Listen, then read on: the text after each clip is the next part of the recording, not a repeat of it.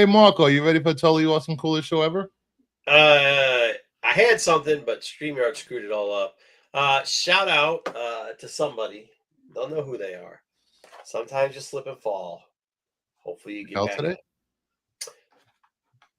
What?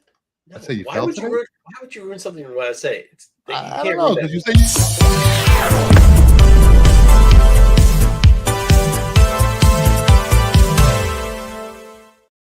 I put the coded message out there, and Kingdom Nerd just can't zip it. I mean, just because you're a regular guest at this point does not mean you're. Yeah, we're still in negotiations about that. We gotta figure that out. Yeah, I don't know what just happened, Lucifer, but I think you did the right thing because that's usually what happens when Pete asks the question too. So everything's good. Oh, okay, that makes sense. A second. That one isn't. I'll tell you later. All right. Let's say hi. We've got a lot of things going on. We got a lot of things going on today. We got a list. Some of it is because me and Bruce were talking. I actually did see the Superman movie. And hold on, let me get the stuff set up real quickly. I heard it wasn't in the most savory part of town. I typically don't go to the. I didn't want. You didn't take a blanket. I didn't want. I was done seeing people wear blankets to movie theaters, so I went back. I went back to the Grand River and 8 Mile, Dub. I went back there, right where the bus stop is. By the Wendy's. Yeah, right close there. Yeah. Mm-hmm. Did you get some chili while you were there? No, I didn't go to Wendy's. I went to. The I don't know. I bet you ate at Wendy's.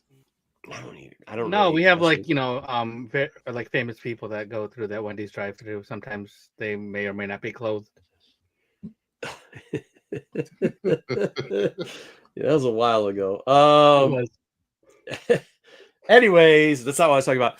But we're going to talk about some books. We've been looking at some books anyways. We tried 3 weeks ago with should we be buying the hip hop covers now or whatever. We have a couple books. We went a different route with it. Some are going to be DC. It's themed as usual. So we'll get into that. We've taken is he even here? We might not even start off with it. Oh, there he is. We took the Comments of Meyer last week. And then he told us today he didn't even read the books that he told us to read. So we'll cover some of those books. We've all entered in top covers, top 5 today. We'll click through that real quickly. Yep. I just don't know which way I want to go. So I'm going to think of it. I might start off with the where are they now, like the investment books, and see where they're at now. 3 themes this week. Spoiler, one's DC. But we'll see. We'll see what the themes are. Because you guys know I do stuff in themes. GTK Comics. Hi, thumbs up. Tack. Cheers. What's up, Comic Corner? Hello. Barlord. Hello, fellas. Light week for me this week. It actually wasn't for me. There's a lot of good reading this week. I'm here for it. D, good. I'm glad you're here for it. Did you guys? Yes, that was one of the suggested books we have to. By the way, I hope you liked it. We posted some of the books we were reading. We didn't post them all, but we posted some of them out there for you. Timothy, let's go. Good, Timothy. We will go. Sounds like someone's blood sugar is low. I don't know what that means.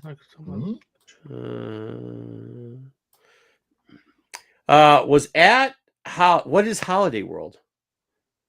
Oh, it's an amusement park. There you go. Was at Holiday World. Why didn't I read it like I read everything else? Was at Holiday World all day with the kids in amusement park. Didn't get to read my books yet. I'm mad. I don't get to have Meyer, for Christ's sakes. Does it have a theme song like the vacation movies? With does Holiday World have the same theme song as the vacation movies? Oh, is that the one that's in the vacation movies? I don't know. No, that's totally different place. Yeah, Wally World was in National Lampoon's Vacation. Yeah, I expect the song all the way Holiday World. Wasn't it Wally World in one of the Axel Foley movies? We had just got a copyright strike with Dub singing. Yeah, you can sing. Comics, what's up? Sam sings every week, and they don't get no copyright strike. So. And what I do doesn't count as singing, so it's fine. Whoa, Timothy. Whoa. Grumpy, what's good? Jesse, what did he say? Battle Beast? No, we didn't cover Battle Beast. Look, I covered Battle Beast the last time, and everybody told me it was trash. And I was like, yeah, okay. Breaking news: Rennavision exclusive Star Wars comic will be revealed. No, it will not. Holy crap, the amount of dog crap exclusives lately. I don't even know. The best part is in our chat today, somebody posted it's garbage. I'm not even going to say, I don't know whose it is, but they posted a garbage exclusive. And after Pete said it's garbage, and then I decided to go on a mean war where I just meaned out a bunch of shit, which is I find funny. I was told that we were told like, oh, it's not. It's actually a good cover, and then the same person that said actually it's a good cover, 2 hours later said, I'm not buying the cover because it's not actually good, but I'm saying it could be a good cover, which I don't get it. He argued for like an hour about that, and then I'm not buying it. Yeah, it's not that good. I'm not buying it. It's not that good of a color. Matthew, what's good? Hey, Matthew. All right. What do I want to do? Do I want to get into stoics or do we want to go with top 5? Guys, what do you want to do? We probably should do top 5. Okay, and then after top 5, we can go whichever way. So that means I got to run. 500,000 people. I don't know if 500,000 people are actually buying that book. 500,000 people? Yeah, I don't think 500,000 people are buying that book, Mike. Yeah.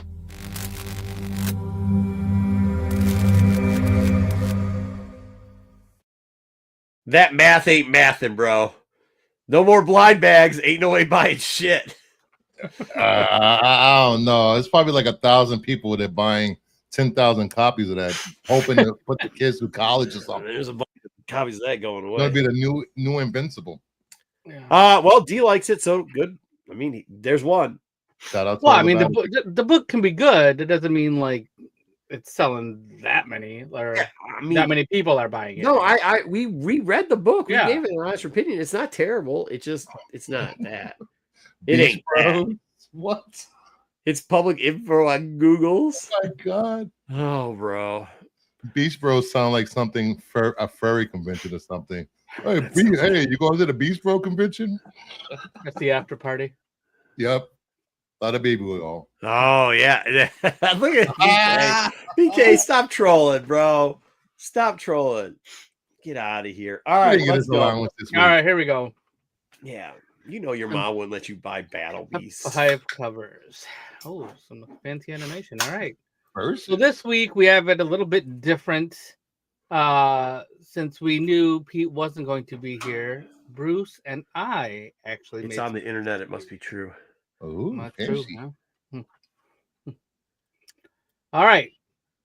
So here we go with number 5. There's a lot of animations in this. It's fancy. Gonna crash. You really wasted a lot of time on this nonsense. All right, number 5. Marco, what did you? Oh, Imperial.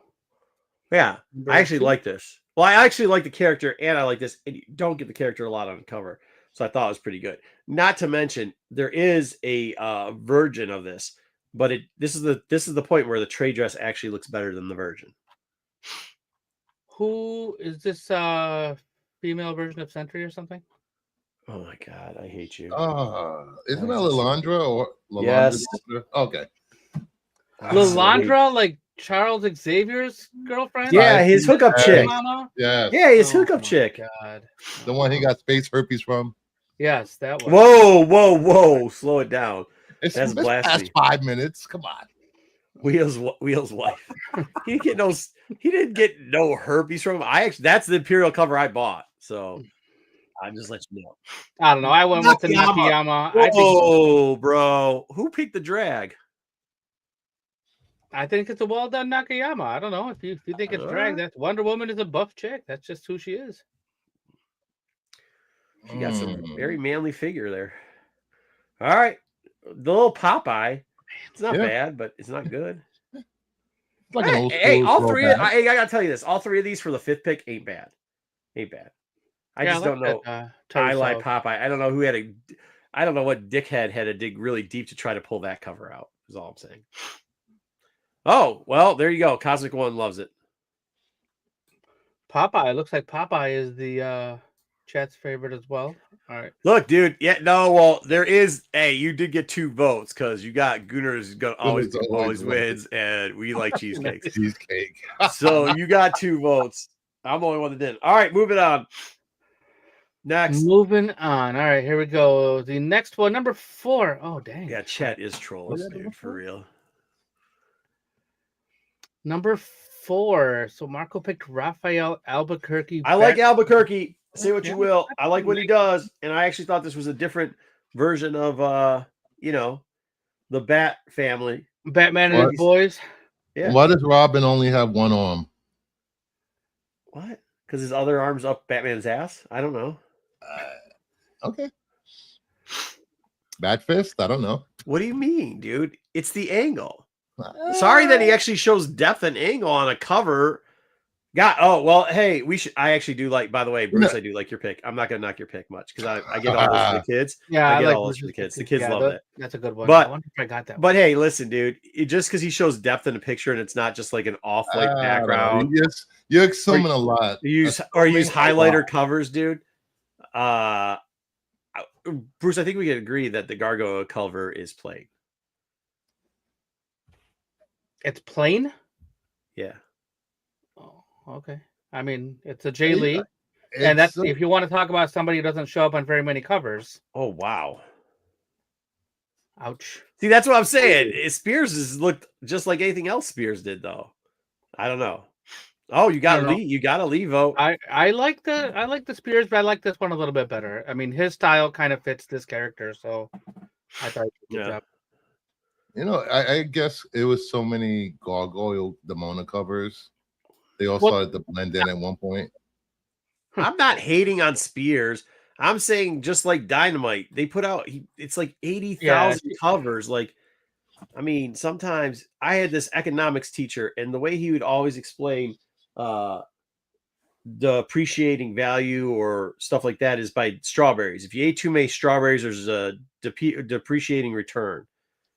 And like the good part about Spears is when now you'll see a different cover every once in a while, so you'll be like, oh shit, that looks really good. But like, I get it, man. Dynamite's got to have 800 covers so they can still ship them to Diamond and not get paid. So whatever, dude. Yeah, they got to do a. They're gonna go sue a bankrupt company because hey, Myers, go to Google, see how many books that Dynamite shipped to Diamond after they went bankrupt and claimed that they were sales. Because Jesus, that's a mess. All right, here we go with number 3. Aww. I'm not going to criticize your number 3. I'm just not going to. I like all 3. Yeah, I'm not going to criticize your number. No, shut the fuck up. What the fuck? No. The Raza's good. The Rug's good. The Raza and Rug are good. Dude, come on. Hey, hold on. That last book that's like the 15th time we've seen Crypto it's draw any type of white dog on there and put a cape on it, call it a day. That's good. Yeah, the Raza's good, dude. Who's a good boy? The Raza's good. Boy. What's up, Zags? I had a hard time choosing between Raza and the Jim Rugg. That was a tough one for sure. Yeah, I'm definitely not, dude. Bruce, you are full sending, bro. That is bullshit. That's also insulting that you put it at the 3. If you want to put a pick, I did it. I put it at 5. I know that book at number 5 ain't the best book. I know that book ain't. Oh, hold on. I know number 5 wasn't the best pick of the week. I put it there because I like that character. You should have done the same thing. You're bullshitting this whole list. I love this dog shit, literally dog shit at number 3. You know, playing in the leagues. Look at it. Who's a good boy? Who's a good boy? Yeah, I like EC Homage. I was sucker for EC Homages too, though. Yeah. Yeah. Oh, I got Rug. I finally got a win. All right, number 2. Here we go. All right. What slow ass graphic? Weird Science. Dang! You guys both went Gooner. I did. I went Gooner. I actually early gooned this book, so I know why I am the audience. I can't tell if I like the Maria Wolf or not. I had it on the list, and I had it around 3, and then I took it off the list because, and this is why, maybe for those that don't know, there's multiple covers that are similar for her thing, and I just couldn't. There was one with the trade. There's a trade dress version of this too, I believe. But I just was this not an incentive though without the trade dress? I don't remember. Yeah. I feel like I can see why people would like it. Yeah, and he's eating a 9.8, so it's kind of funny. He's eating a 9.8 in the other one too. And actually, there's a lot of detail in that. Like, first off, it's the San Diego Comic-Con bird for the people that don't know. On the one hand, there's a couple pins there. I'm not going to go through all the Easter eggs and spoil them for you. Figure it out yourself. But yeah, I mean, I liked it. I can't be bad. I had to throw it. BK, And you're Shannon 5 Mayer, minutes. BK, tell your mom, go outside of the closet, knock on your mom's door, go, Ma, could you please pay for a little bit more internet so we can catch up with the comments here? Okay, please. All right. I'm not going to be mad at you for the wolf. And I really didn't know where to put the Stanley, so I just put it at 2. Now I'm kind of regretting that, even though that's the book I bought. So Ghost Pepper. Yeah. Oh, that's Ludo's book, right? Ludo. that's the one you're supposed to review that probably nobody did, but I did. So I can't get Spoiler it. That wasn't on the list. Yeah, it was. It was on the list on his head. Oh, I don't remember getting a. I don't remember. Go look at the chat. The early list. Oh, sorry. Oh, wait. All right. I take back everything I said. BK. Oh. No, I don't. No, I don't. That's like Metamorpho joining the team. All right. So. Did you watch the movie? You saw it? Mm-hmm. I saw it Thursday night. Oh. And here we go with the. I put the Roz up there. Yeah, Roz. Yeah, that's a good one. I'll tell you this, Bruce. You're wrong. The best cover of that was probably the A cover. What? Yeah, you're wrong. This cover's fire. I love Nogi-san. Nogi-san, these nuts. Hey, you want to ask where hands are? Where's hands in the leg there? Nogi-san in your nuts. Get out of here. Wrong stream. Go to SNS for that bullshit. Where's the leg? I thought you're the one that has the body part problem. Where's her leg? You know, if you don't understand art, don't speak on it. Where's her arm? Except your ass where it belongs. What? Oh. I like both of your choices.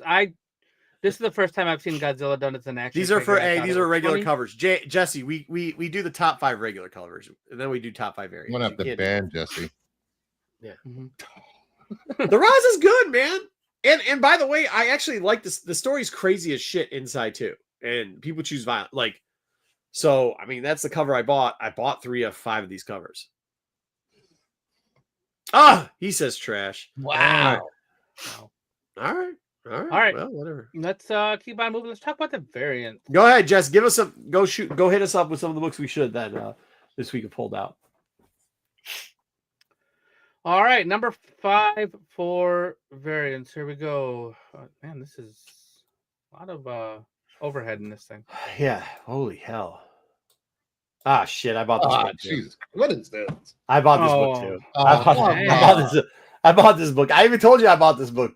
I bought it too. I'm waiting for it to come in. Yeah. There you go. I would have got the Edo too, but it was sold out when I pre-ordered. Dude, you're mute them. That gets a mute. Those absolute Batman covers are pure trash, bro. Wait, you guys are going with the. I like the G.I. Joe stuff, but I just don't like it enough. You know what I mean? Yeah. I read it. Myers will cover it later. I didn't really like. It wasn't like obviously I put it at 5, but it did something. I don't know this cover girl. So I don't know. I know, and she's been on all the covers for it too lately, and I've kind of been kind of in and out with it. So yeah. Yeah, I like the new too. I mean, it's. But to me, it was like the Jesse. We'll cover your books, guys. Watch what he's saying because we're going to look at those books that Jesse's putting in there in a minute, so you guys can look at them too. Okay, because he's wrong on 1,000 accounts. All right, let's move on to number 4. He's from Michigan, so he's always wrong. Oh, whoa! Slow it down. What part of Michigan? What part of Michigan? You must live on the west side of the state, or maybe he just doesn't live in Oakland County. That's all I'm saying. All right, number 4. You guys both went with the same book with different covers. I do like. Are you kidding me? They're both. See, the thing that I hate about that one that you took is the actual and I know they're doing that now. They're doing that little toy big eyed shit. I don't like it. If they did anything but that, and it's not even part of the interior, right? So they're just doing big eye covers, which is I don't know. And I will tell you this, Weaver, even though I put it here, maybe I mean, 4 is the perfect spot for it because if there was a couple better books out this week, it wouldn't have made. I will tell you, there was better regular covers this week, like non-incentive variants, and there was a lot to choose from than there was from incentive variants. And incentive variants, it was tough to get 5. If it was a decent week, I would say like an average week, Catacombs probably wouldn't even got in there because it's kind of lazy doing the same face left and right. Yeah, I don't. But that's why I didn't like that head chopping cover as much. When did Image get the Cold Witch? What is this?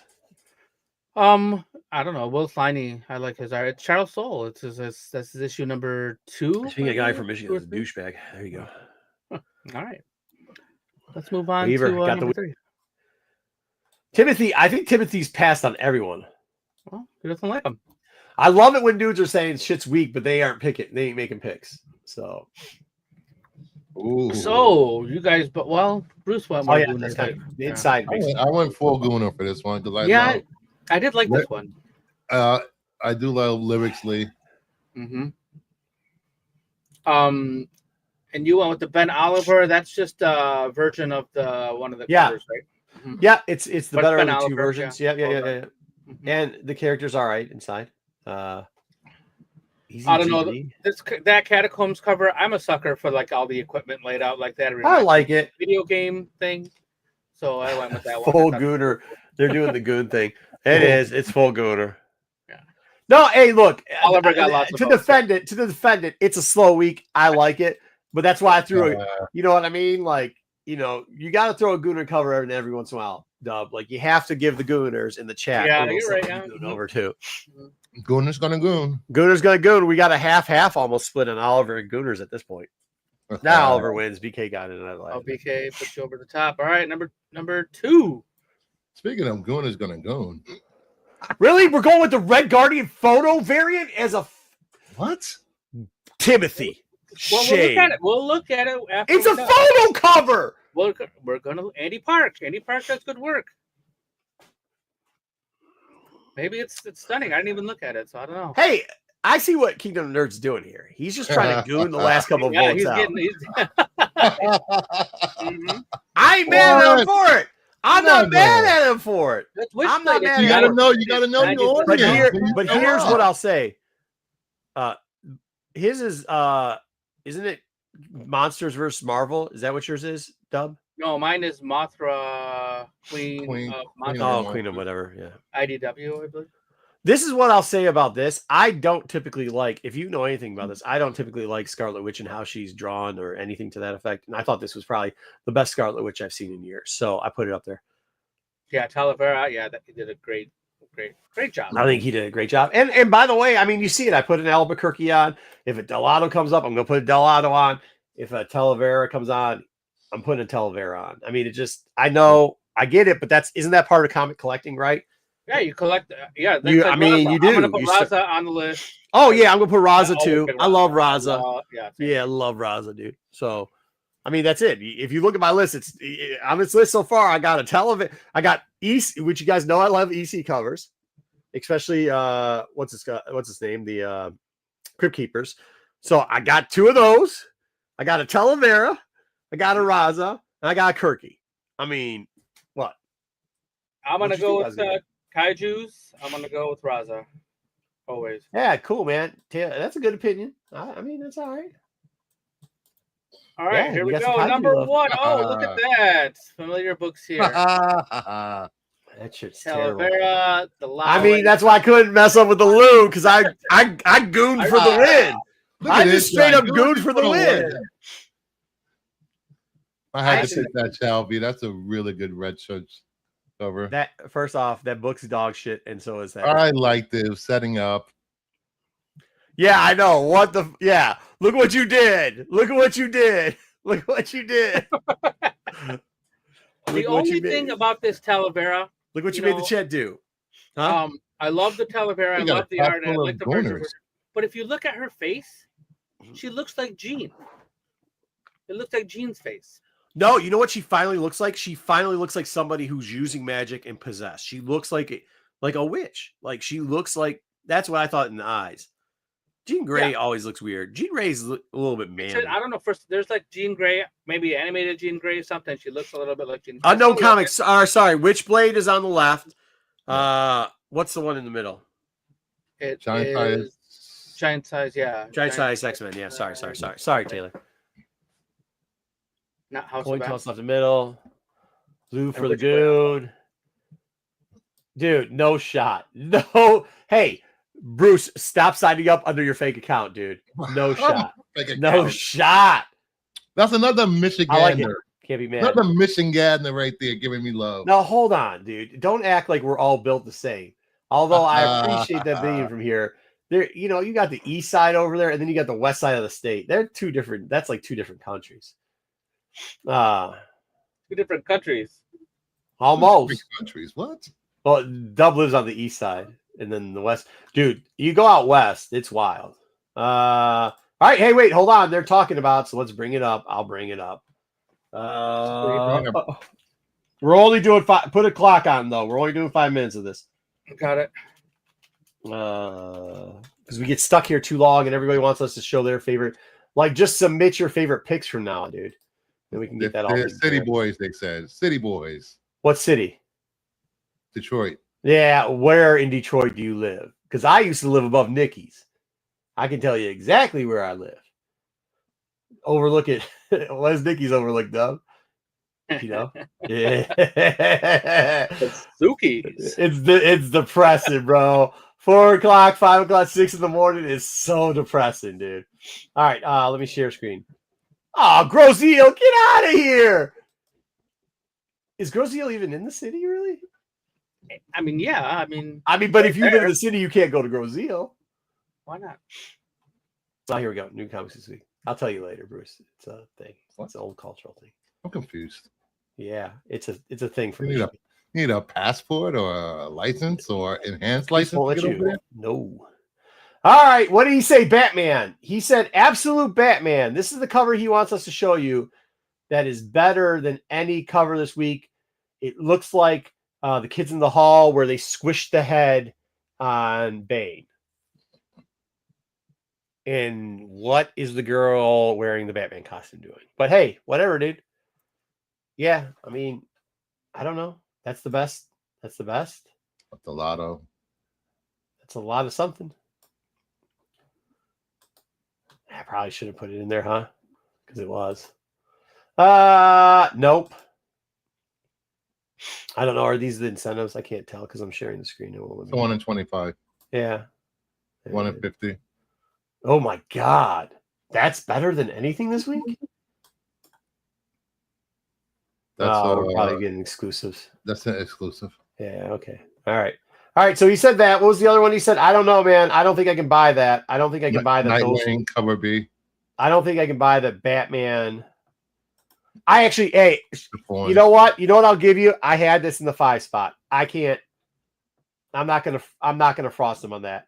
I thought it was a little bit too plain, and we've seen it before, so I took it off. But that was, if we had a 10, it's making the 10. Like even actually if you had an 8, it's making the 8. So I have no problem with that at all. Anything else? What else do we have?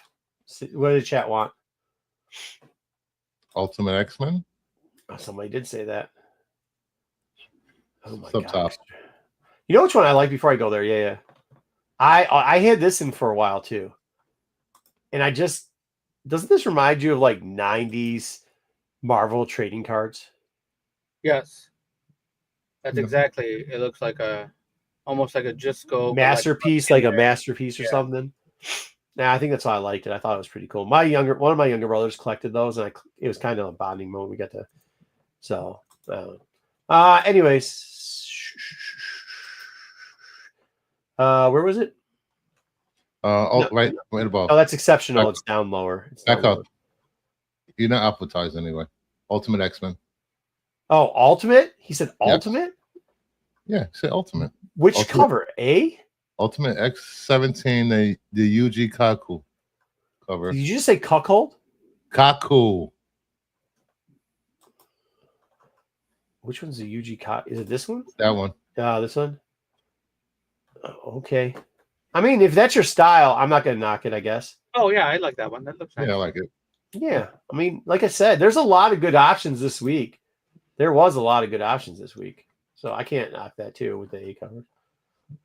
What else do we have? There's something else I took off the list. This ends tonight. Spears, Vampy foils. Vampy foils. Okay, let's go to Vampy foils. Oh yeah, these are solid. No, that's not him. No, it's right. not him. There you go. These? Yes. Bro. Man, look, I like Spears, but I've seen this before. If you got time for one more, there's go ahead. red coat wraparound cover. Red, really?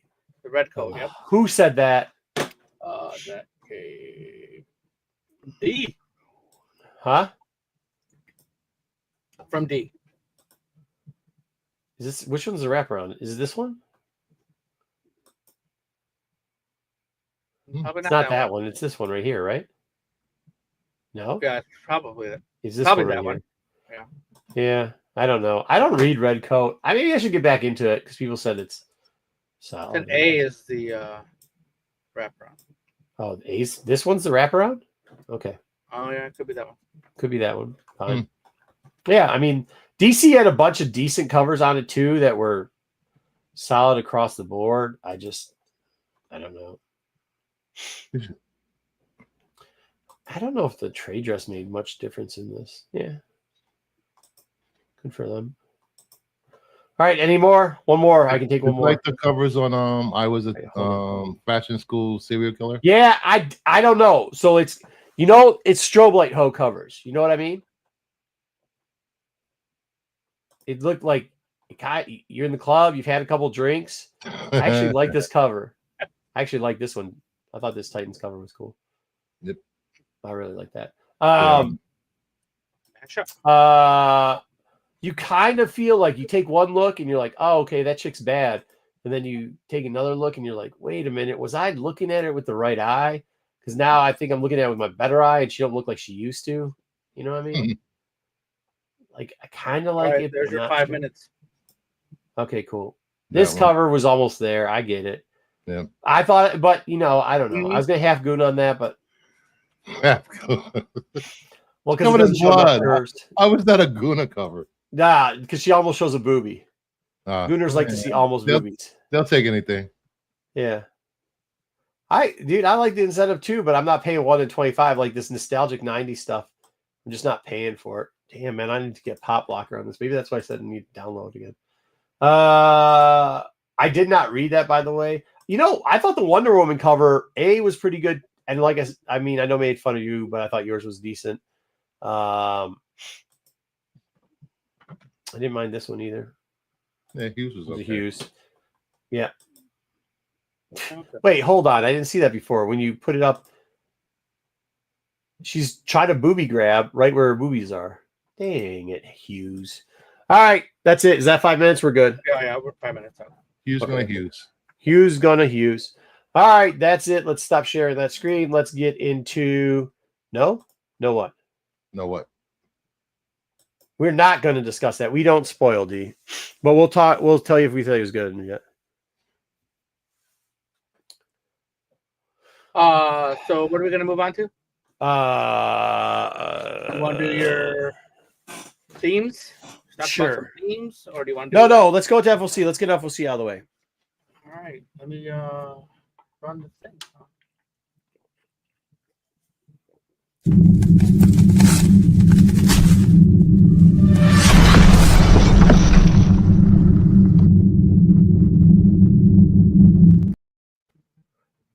All right, FOC Faceoff. What's go. That? Nothing. Go. Do you have your? Do you know what the books are? You got your things pulled up? Yeah, I got my thing ready. All right, cool. Kind of, not really. Go ahead. All right, here we go. Oh, so this week's theme is Virgin versus Trade Dress. Which one is better? Beneath the Trees, number 3, number 2, Deucey Deuce. IDW. Is this the A cover? That is the A cover. That is the A cover versus the 1 in 10. I have it in order, so we'll know which one it is. The Harveth. Patrick Horvath, eh? Yeah. I think I like the trade dress better. I do. Yeah, I like the trade. Yeah, you're gonna see a theme better. here real quick. I like the trade dress. Trade dress is it. Trade, yeah, I mean, trade. One on the right is nice, but it could be like a Richard Scarry book or something, you know, like yeah. Yeah, It's different. Barlord don't care. Barlord says he wanted a bigger butt on the bear. All What right. do you mean it's not an A cover? That's not the A cover, he says. What? The one on the left isn't the A cover? Dude, I just tell your mom I'll send the check. I'll get you those special reading classes. So like the letter A looks like this. It's up, down like an arc, like almost a triangle, and then put a signal there. The A cover's on the left, the 1 and 10's on the right. All right. I still think it's the one the left is better. Yeah. All right. Second one. We have another Beneath the Trees. Yes. A trade dress and a no trade dress. Trade dress. Trade dress it is. The 1 in 25, this is fleece. The 1 in 25 is the one on the right. Yeah. And Natural Born Killers homage. Hey, real quickly, let me Should I just shut BK up or no? Should I just pull up the FOC? You need to though. I mean, valid point. Valid point. Continue. I think the trade dress is way better. 100%. Yeah, because Natural Born Killer, I'm actually getting. And by the way, I do not just because he's my boy, but I'm getting the A cover. So because I actually like this one. This is actually one of the better. His job on Beneath the Trees has been pretty solid so far. So 2 for 2 for him. All right, what's next? All right, everybody saying trade. Oh, look at that! Another Beneath the Trees. Right. Another. Well, they had 3 books there. This is the C cover, and it's the story. It's the Beals storybook variant. Who's Beals? I don't know. And the other one is that's a 1 in 50. Wow. I will walk past both these covers. I don't like the trade or in the version.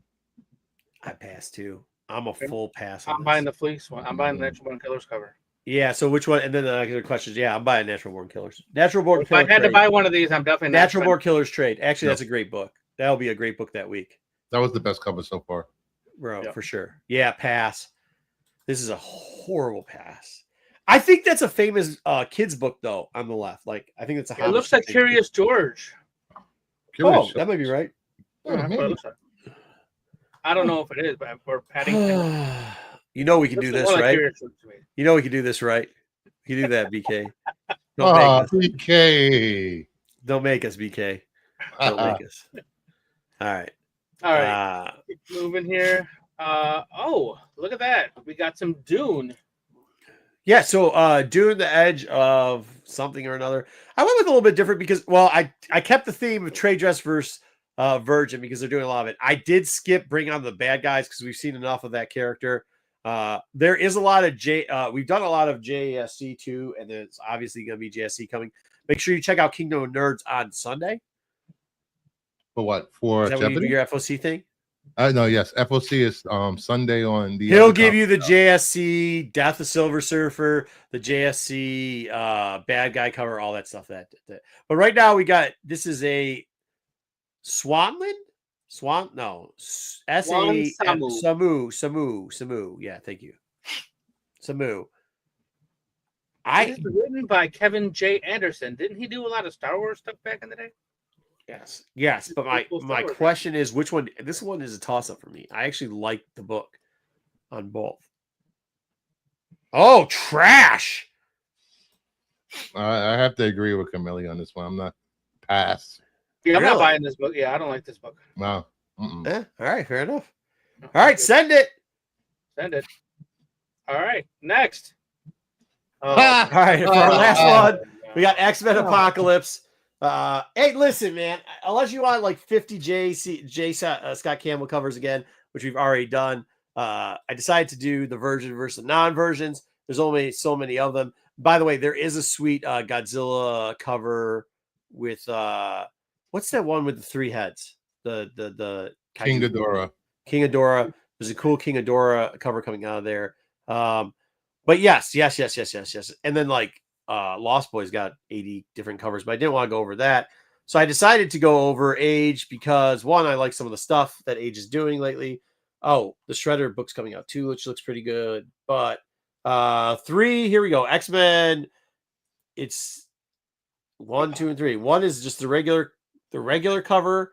Then the it's battle the damage variant, variant that's the Virgin variant, and then the third one, the black and white, is the B variant. They don't even name these anything better than that.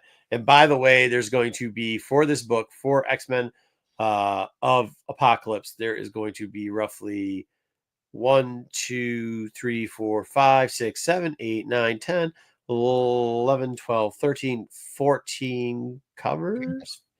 15, 16, 17 covers, and 1, 2, 3, 4, 5, 6, 7 variant cover, or 7 incentive covers. And if you want to know what these incentives are, I can tell you that in a minute too. But can I call up the artist and get them to do the yellow suit instead of what's this? It's Madarin, Joe Mad. Yeah, it's Joe Mad. Yeah, I don't know. I can't say Joe Mad's real name, but it's Joe Mad. Yes, I would like to know which cover is which on these. So I'm guessing. So the black and white one is the most. Oh, now I see his name, Mad, in exclamation point. So Joe Mad, I think it's the black and white is 1 in 100, 50 and 75. They actually, Penguin does a terrible job of telling you what 100. Yeah. Oh, dude, I'll tell you something else. Well, the one on the right is the highest incentive. So. Of course it is. Yeah. Yep. I like the red eye. I assume it's probably got some foil in it too. It doesn't say it has foil, but it looks foily. They call it the Virgin Variant B. I've never heard of it's called the Virgin Incentive Variant B. What are we doing in comics? I don't want to leave it to X-Men to do stuff like this, though. Hey, shut up. Who cares? I still like it. I'm actually buying this book. So thank you. All right, and that's all I got for FOC this week. Check out a full FOC over at Kingdom of Nerds on Sunday. We'll have a full review of all these books, and hopefully they'll change the names. So there you go. All right, let's get into the reviews real quick. Well, I hope, Peg, look, people can talk all the shit they want about Diamond, right? Especially if you're some moron and you just kept shipping books to them after they already qualified for bankrupts, and now you to blow up your numbers like you actually sell 1 million copies, and now all of a sudden there's loads and loads of books sitting in a warehouse, and Diamond has thrown them in trash cans, and now you're trying to sue them for money. Okay, yeah. Anyways, but shout out all the artists that got work out of it. I mean, shout out. Look, I'm glad Spears get work out of stuff. That's all I'm saying. All I know, the last few months at Diamond was like this.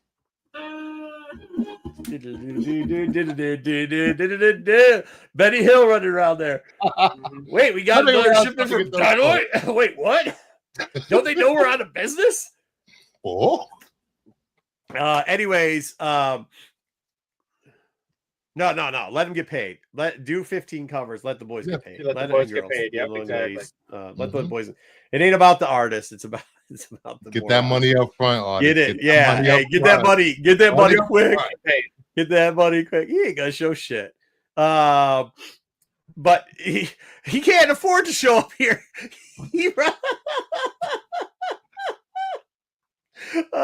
Anyways, BK, you got me all off. Let's get into take it or leave it. Let's review some. Let's review some things.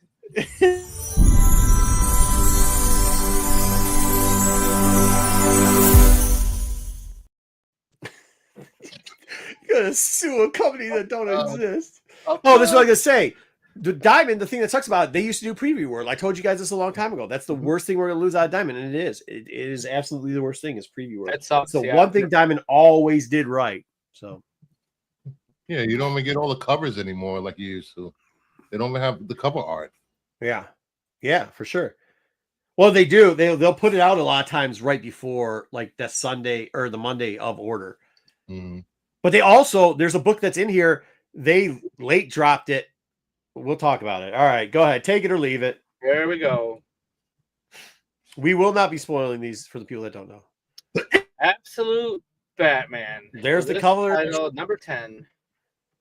I will say the art is trash, but we reviewed this 2 weeks ago when Bane started on this, and I told you I kind of like the story, and I like what was going on with this part of the story too.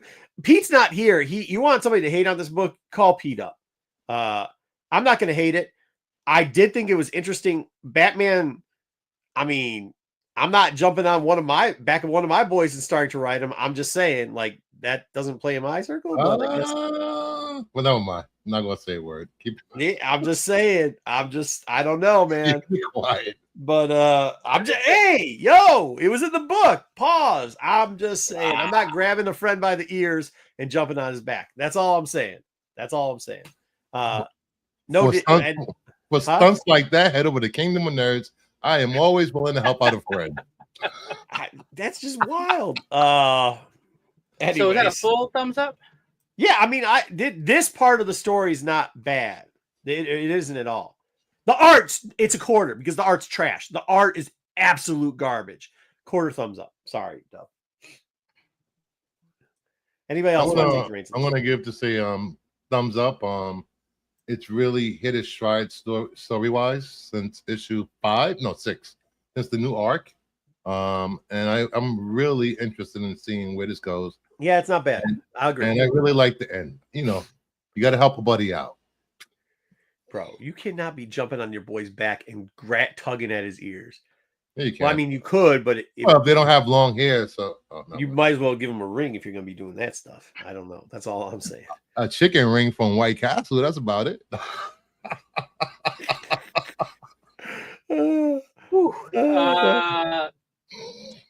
Yeah, it's the art. Come on, the art is it's what? How am I a hater? I just gave it a quarter thumbs up. Take it, like, yeah, dude. Stop this guy, Jesse. I don't know what happened to Grozeal, but man, apparently that the Zug Island airs just too much over there now for you because you're all fucked up saying that this art's good. I don't think anybody will say that this art is good. Correct? We can all agree the art's not great. It's not great, and yeah. It's hard. Sometimes it's hard to get through some of it. It's too inconsistent. Yeah. Yeah, that's a good. Yeah, that's exactly. Yeah. That makes a lot of sense because it sometimes you get a few things here that. Yeah, but it's but still it's gotten interesting. So yeah, all right, give it a read. So this was a take it. This was a full on take it. Yep. Yeah, it's a take it. Yeah, we got it. Pete's not here to knock it, so. Right, next look. All right. Yes. Get out of here. I use the cover I like.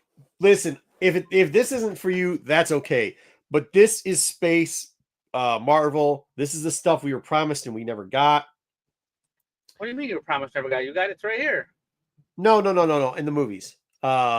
This is everything of like all the like War King stuff, the Skull versus Kree Wars, like all those good storylines that they did before. They've incorporated a lot in here. I do find it funny that the Hulks show up. It's kind of weird, but the rest of it is really good. I don't want to spoil this because something happens in this book and the storyline moves pretty well.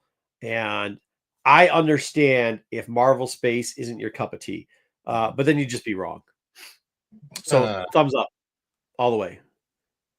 And yeah, Hickman's writing it too, by the way. So game over. So you might get an ending sometime in like 20. Oh, you'll never get an ending. Yeah, but you don't. But like if you think of Annihilation, like because then you have the prelude and then you had the post, and same thing with you had the War Kings was like 3 different sections too. Invasion was the same thing. It's kind of that same ilk. So you expect this to go on long. You expect this to be a long, action-packed storyline. And he's not letting you down in action. I'll tell you that.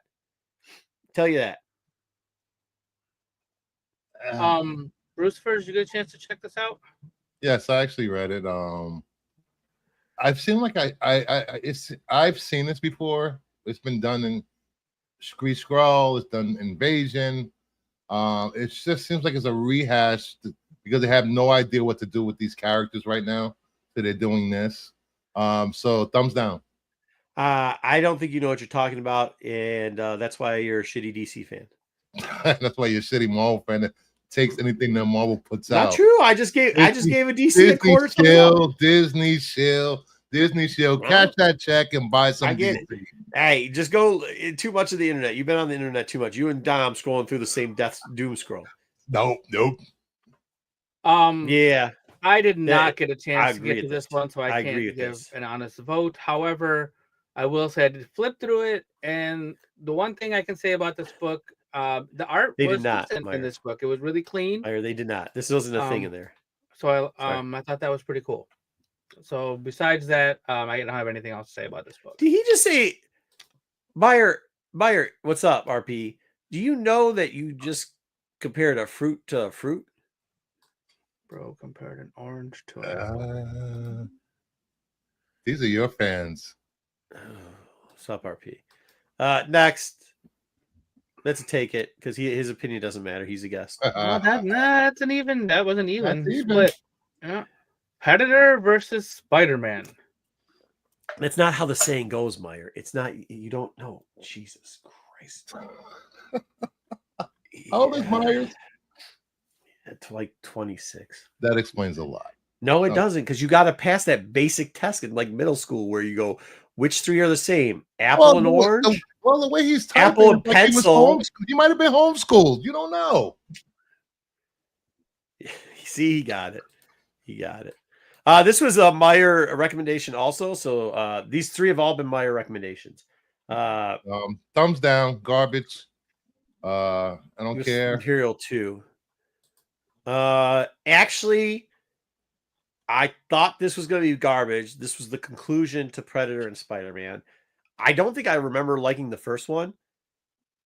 It took too maybe because I had such a low bar that this was going to be trash. It wasn't. Quick thumbs up.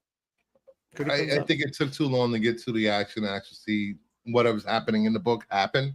And it's only 4 issues, so there wasn't much room for in-depth storytelling. But I thought it was going to be.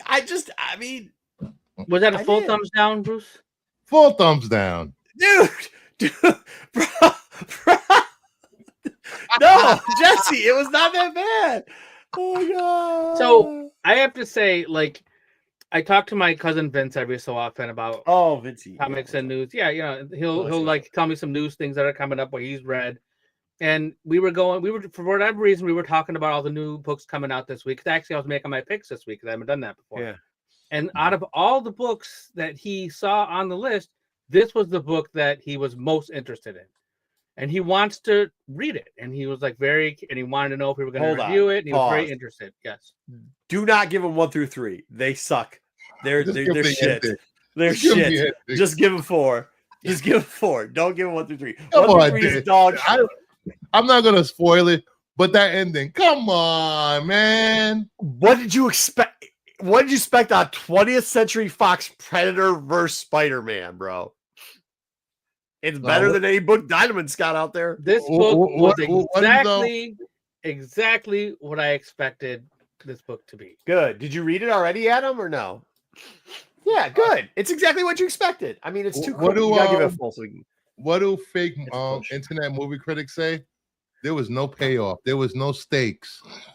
I don't know because I don't listen to what. Good thing I'm not one of those. Yeah, what? Good thing I don't watch that shit. Next. All right. Let's. So this one to take it. Nope, they give it to Diamond for free. Kind of a take it. It's barely a take it. Barely. Yeah, it's barely a take. It's like a 51%. Have our chat bought that book though. Yeah, and some of them are already using it to wipe. All right, so here we get to the giant size House of M. I refuse to put Miss Marvel on there. Done. Do not give me another giant sized book with Miss Marvel in it. It's fucking horrible. Who, me? Anybody. Marvel, this is what's wrong with Marvel. This title, because what was it? Giant size Agent of Apocalypse last week, which has nothing to do, we'll talk about it later, has nothing to do with the event they're coming out with. It was trash. This book, trash. Thumbs down. Trash. I see. Look, I'm not like the homer up here that every DC thing he'll go, bleh. Yeah, there we go. I'll give it at least a quarter thumbs You up. did that pretty This is well. trash. I'll talk to you later about that. Well, I don't need to know. Bruce, did you get to this one? No, I didn't get to this one. I didn't see it on the list.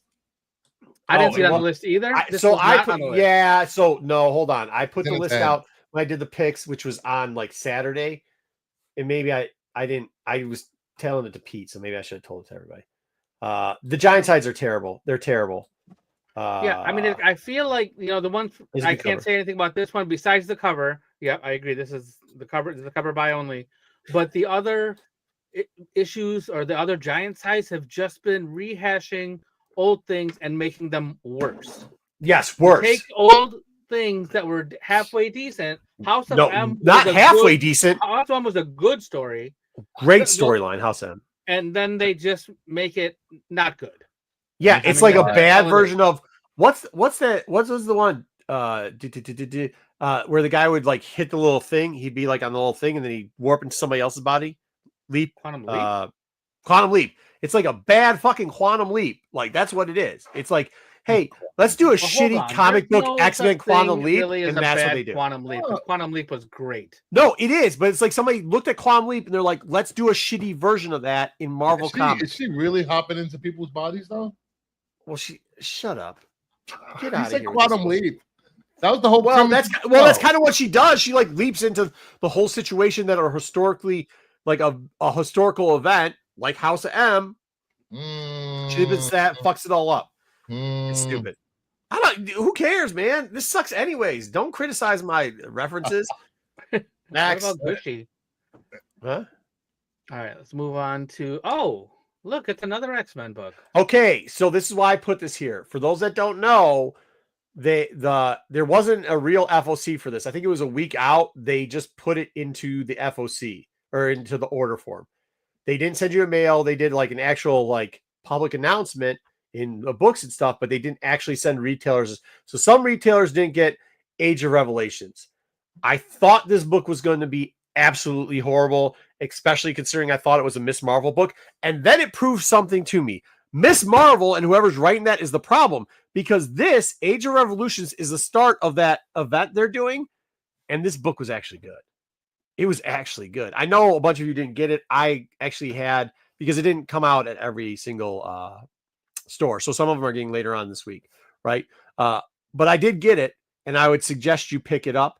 And now I actually have hope for the event that's occurring. I actually have some hope. They are running it like an Age of Apocalypse scenario where we talked about it before, because you saw BK, you saw the I don't mean just this cover. Was this cover at one per store? Is it Silvestri? Yeah, this is the Silvestri. No, this is the bag. What the hell was it called? Can't remember what it's called. The drop bag or something like that. I agree, Sticks. Absolutely, it was. I'm just saying the inside. Look for this cover if you can get it. Some stores are getting their shipments late, so you might still have a shot at this cover. Either way, read the book. But remember last week we were talking about news, and you gave us the whole new X-Men lineup, and you're like, what are these names and stuff? This will kind of explain it, and it makes sense. And it kind of was what we said last time. Like, they're going to have like X-Man, and they're going to have Externals, and they're going to have blah, blah, blah. It's kind of like a Hickman scenario where he did it with House of M and Power of M. We're going to see that brings in a whole bunch of characters from all over the multiverse and like has no, but they all have different, like they're going to be in their own element. So they're going to, you don't have to pick up every book to get what the storyline is. It really is going to be a spin-off, just like Age of Apocalypse was. And it has a decent take on it. And it's not completely ripping off Age of Apocalypse. So there you go. At least Humberto Ramos did the interior art, and that was decent. You did read it. Okay, cool. Yeah, it was good. I thought it was good. Thumbs up. But what did you think? Did you get to this one, Bruce? No, I didn't get a chance to it. Yeah, all right. I don't know. Like, it's not for me. Oh my God, that's the best compliment I've ever heard, because like you were heeing and hawing about an X-Men book. Good. Yeah. We'll take it then. That's a take it. That's a take it. Yeah, that's true. It's a take it. It will. It's a whole. If it wasn't for the art, I would have given it a thumbs down. So. Yeah, because it's an X book. I get it. But look, we got to take it on an X book. You got to take it on an X book. Look at a that. big surprise. The DC guy didn't even have the time to read it. All right. Ghost Pepper. I wish I knew this was on the list. I wanted to read this one. I didn't get You should have read it. I read it. It was great. It's good. You know what it is? Because we already had it. It's like Hickman meets what was that? What was the cartoon that they had? There was also a book, Akaria or whatever it was. You know, the one where the one, huh? Akira?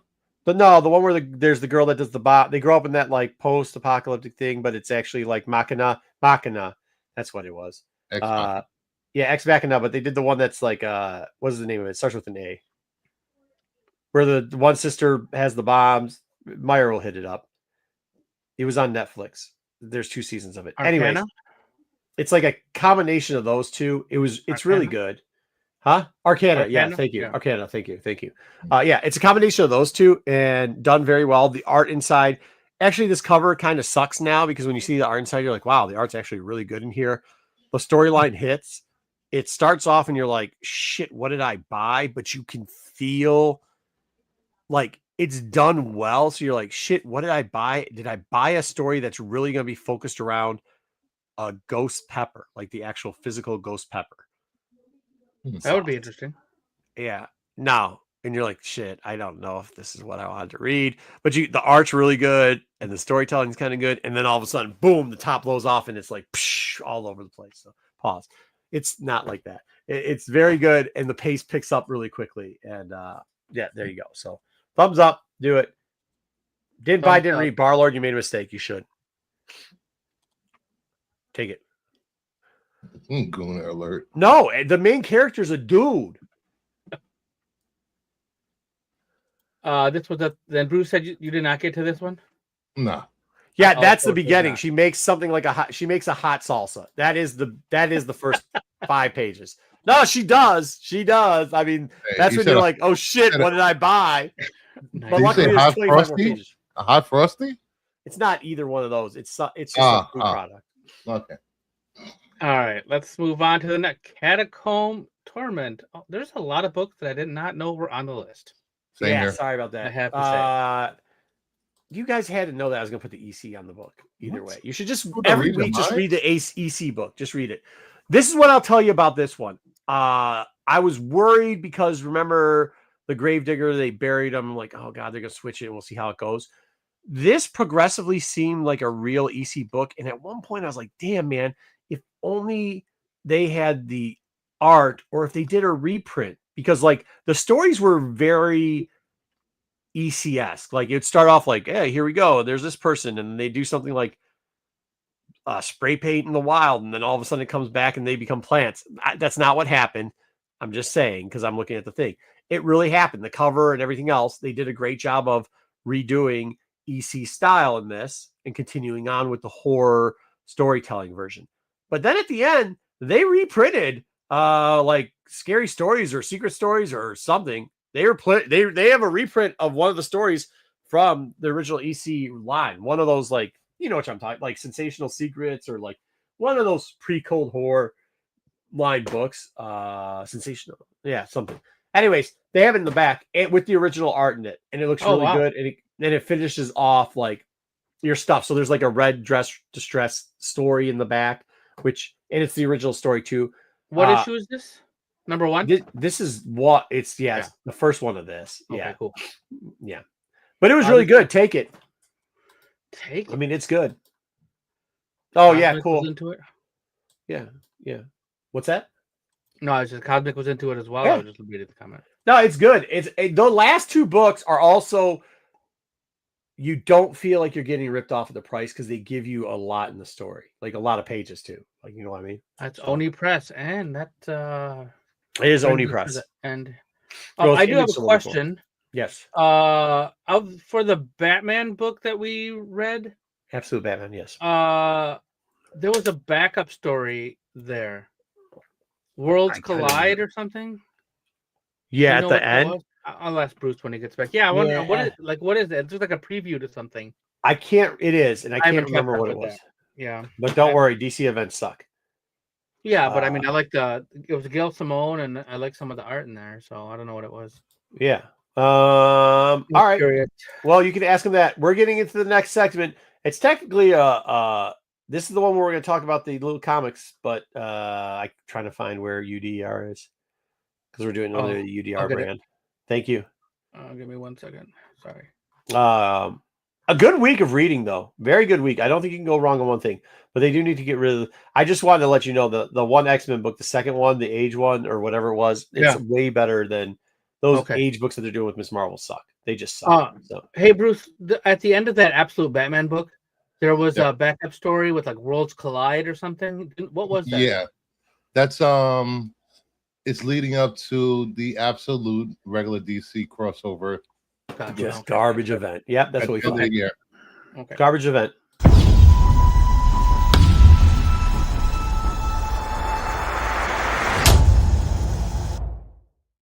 All right, Stoics.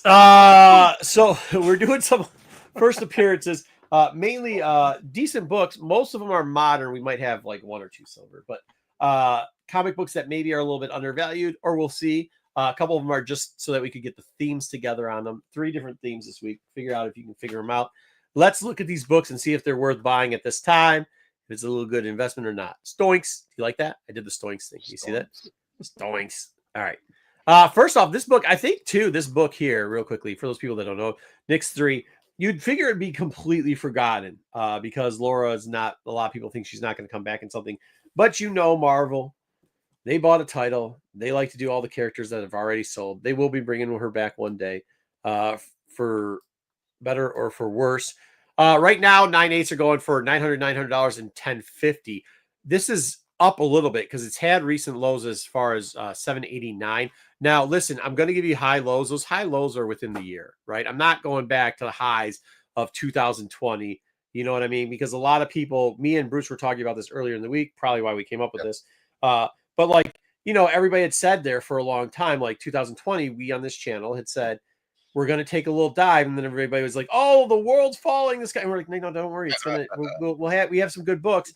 And through 2022, 2024, we were saying it through all 2024 and people were telling us whatever. And now we're seeing a little bit bounce back. So yeah, because I was going to add that people are using that the whole COVID highs. Yeah. Now that these books are coming back down to earth to say that the comic book industry is dying. It's been dying since 1941, right? Mm-hmm. It's not the case. The high I did use on this one, though, as soon as I give you that big, long speech, I will tell you is not from this year. It technically is from when she showed up in the movies. But that's pre-COVID anyways, so just to let you know, a spike is when she gets back there. If that was the case and they were in a movie at that time, because we'll get to another character, the same thing happened. But definitely a book here now where you're looking at $900 back to back, and there's a couple $800 sales. And why I give you multiple sales of this too is because we know a lot of cons are coming up. Use those numbers to get a cheaper price on the book. Look, if you got current, all right, go ahead. Yeah, that's current. So if you got 2 $900 sales on the internet using any form you want, if you want to use Go Collect, if you want to use What's Their Name Pro or whatever, these sales will come up here. If you want to use eBay sales, make sure you do it ahead of time. Make sure you change your eBay sales to the most current one so you can see the numbers. Do that. Show the person, say $900, do get to 20% off, right? Make sure you're getting your 20% off when you're negotiating. I know some of you don't like to negotiate, but at least it gives you a good starting point for that too, for some of our newer people. This is Zaggy's goon. Yeah. Yeah, this is 100% a Zag goon.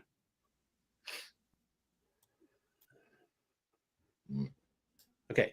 Next up, I don't understand. I mean, I guess I did this before I looked at what came out this week, and they did the facsimile this week just for this book too. This is first appearance of Damian Wayne. Don't worry. We'll get into it. This is Batman 655. What I don't understand is this character is so beloved by the DC community.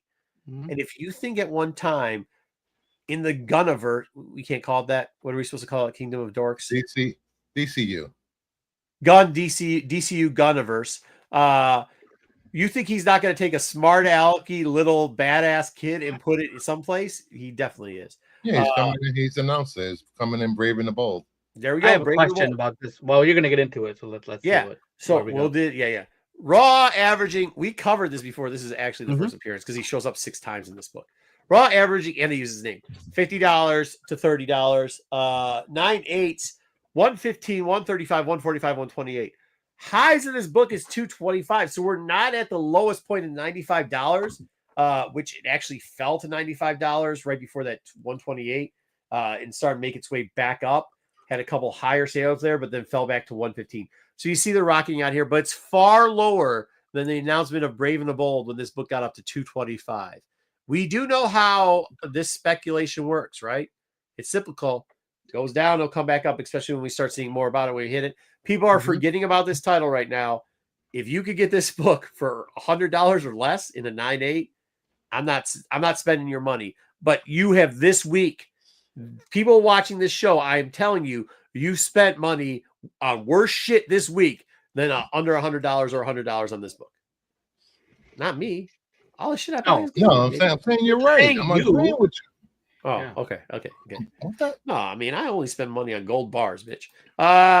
Next up, first full appearance of Damian Wayne.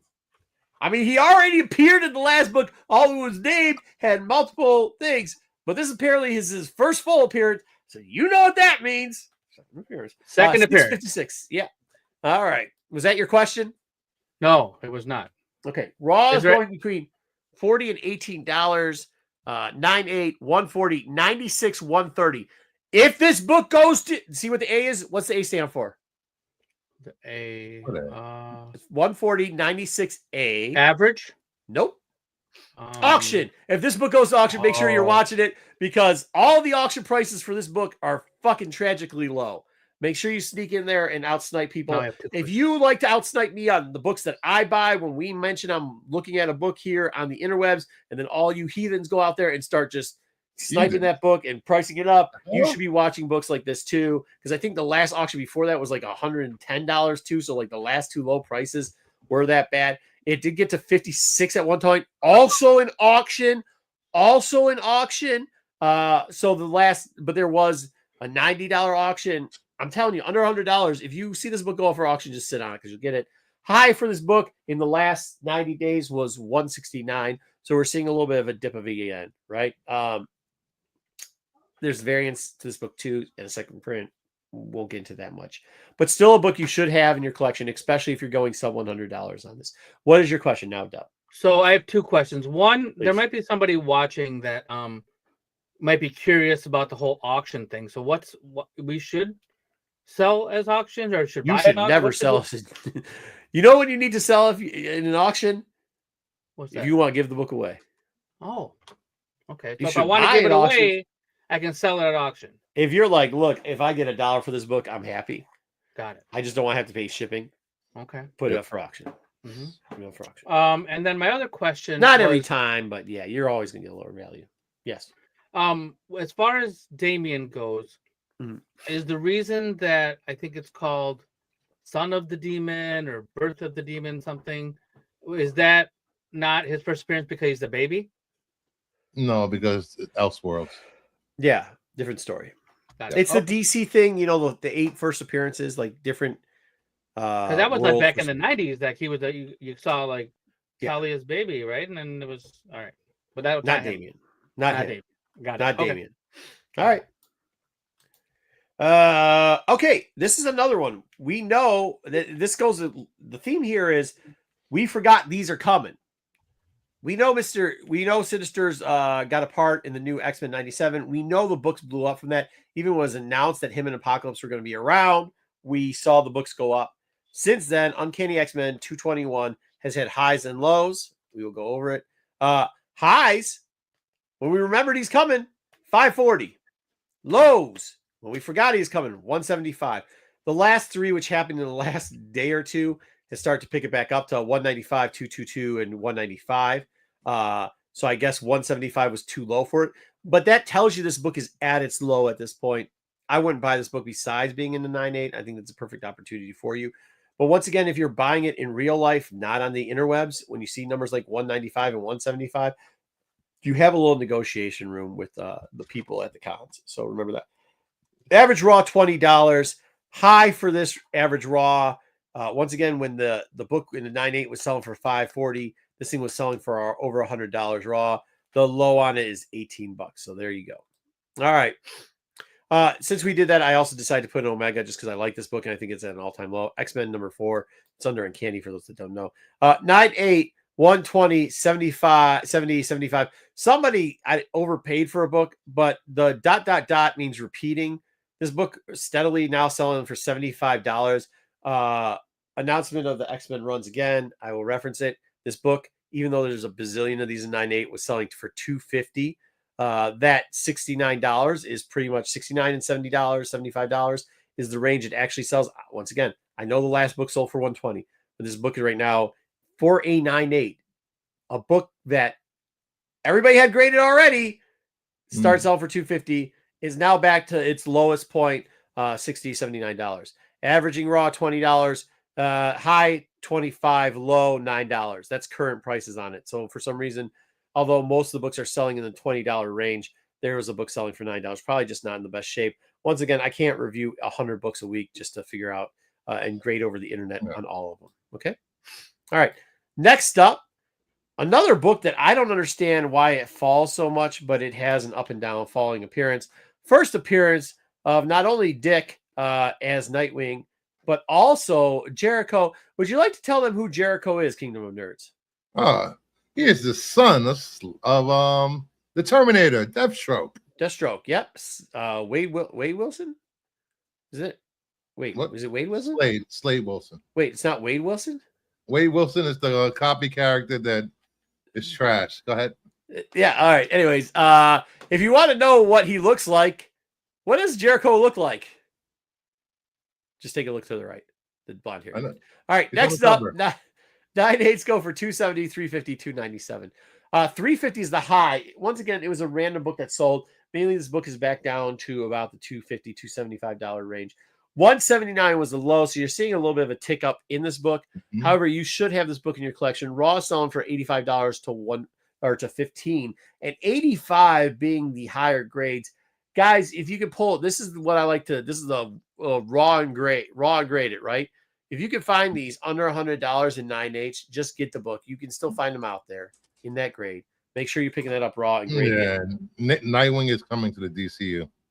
Not only that, if you think that eventually they're not going to have kids running around everywhere, they're going to have kids running around everywhere. We already saw it, Some of us. I'm still calling it. Dick Grayson will be the Batman in DCU. I mean, that's the best bet on this is the Nightwing thing. And that's why I don't understand. It's Nightwing's appearance. I don't get it. Well, the question is, will he have a deeper V of me than me when he shows up? That was Disco Nightwing. He doesn't do that anymore. All right. And finally, to wrap up what we did with the first one, Knicks, we also got a first appearance that everybody forgot about, but she's coming back. Jessica Jones. That's what this segment was, by the way. Characters we've seen that are coming back. Alias 1. 9.8's going for $219, $205, $175. The high average when her show was out, remember Purple Man, all that good stuff, $450. Jesus. This book has fallen to about half of what it used to be, under half. Raw averaging $51. At one point, this book was selling for $107 raw. So there you go, guys. There you go. That's Alias. All right, next group. You are muted. You're muted. Are you asking if I have the rights to use the logo? Well, if you don't have the rights to use the logo, you can't sell it. Oh, okay. Dub, are you still muted? Dub froze. Hello?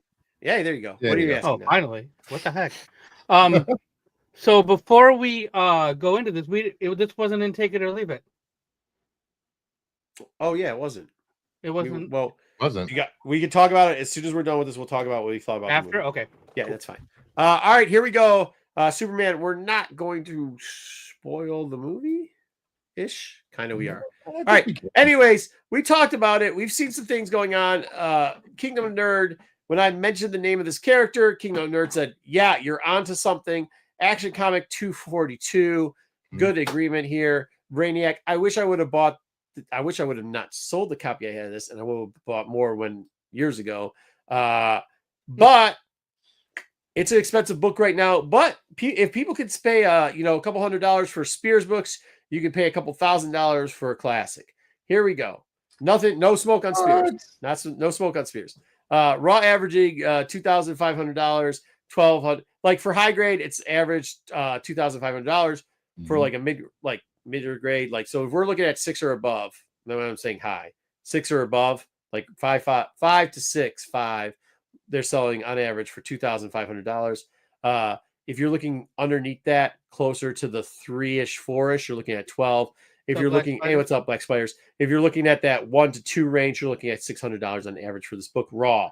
6.0s, since I mentioned that grade, because it's between what I was mentioning, are selling for 4,560. Once again, this is what I love buying. This is how I make when people ask, and I'm very open about this. This is how I make my money, is I buy these copies in raws, ones that I know will grade out to a higher grade than it is, because you can always negotiate raw prices with people, and then I grade them, and then I sell them. So that's why I suggest you do with this book. Go out there, instead of buying 800 copies of Ghost Pepper and Spank You Very Much covers, or whatever it is, Gooners, go buy one of these and get it graded. What about 100 copies of Blind Bag books? Who? 100 copies of the Blind Bag books? Oh, yeah. Yeah. Yeah. All right. No comment. Sell Gooners, buy this. Next up, Action Comic 276. There's a reason why we're putting this book in here. You got Phantom Girl's first appearance, all these other ones. There's one in red. Can anybody read what it says in red? Brainiac 5 first appearance. Okay, why is Brainiac 5 first appearance? Why maybe would it have something to link with the Superman movie that we saw? Who did he bang? Who's he getting down with? He's banging Supergirl in the future. Party all the time with Supergirl. Party girl, Supergirl. If we get Party Girl, Supergirl, there's a little blonde dude likes the green skin, blonde hair, comb over, green skin. I said green skin, right? Yes. Green skin, blonde haired comb over, likes to get down with Supergirl. There you go. 276. Let's see what it looks like. 6.5s are 264, 270, 700, 500, and 700, which means they dropped off a ton. It doesn't sell a lot, so we have a sloth here. This is over a 2-year span. This is from 2023-ish to 2025. All right, raw averaging going $500 for the higher grades, the ones that are between 6.5 and 5.5 again, maybe 5.0. 150 for those like 4.0s to 2s almost, and then ones we're looking at $40.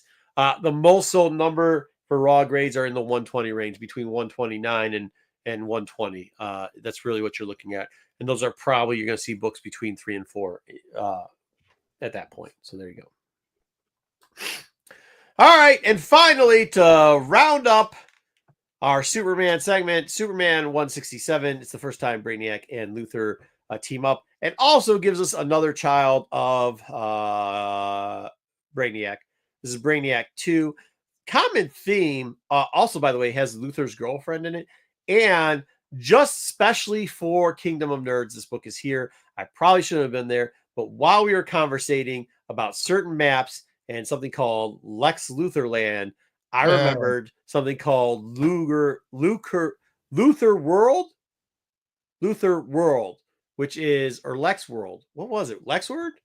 Anyways, Lex Luthor had a planet. He also ends up getting this girlfriend. Bow chicka bow bow. There you go. Wow. 8.0 is going 372, 643, 650. So it's actually reducing price a lot. Once again, this is a 2-year swath on the 8.0s. Raw is averaging $50 for the high now, 2 for the middle, so like 8s or 50s, 2s, 6. High sale in raw is $65.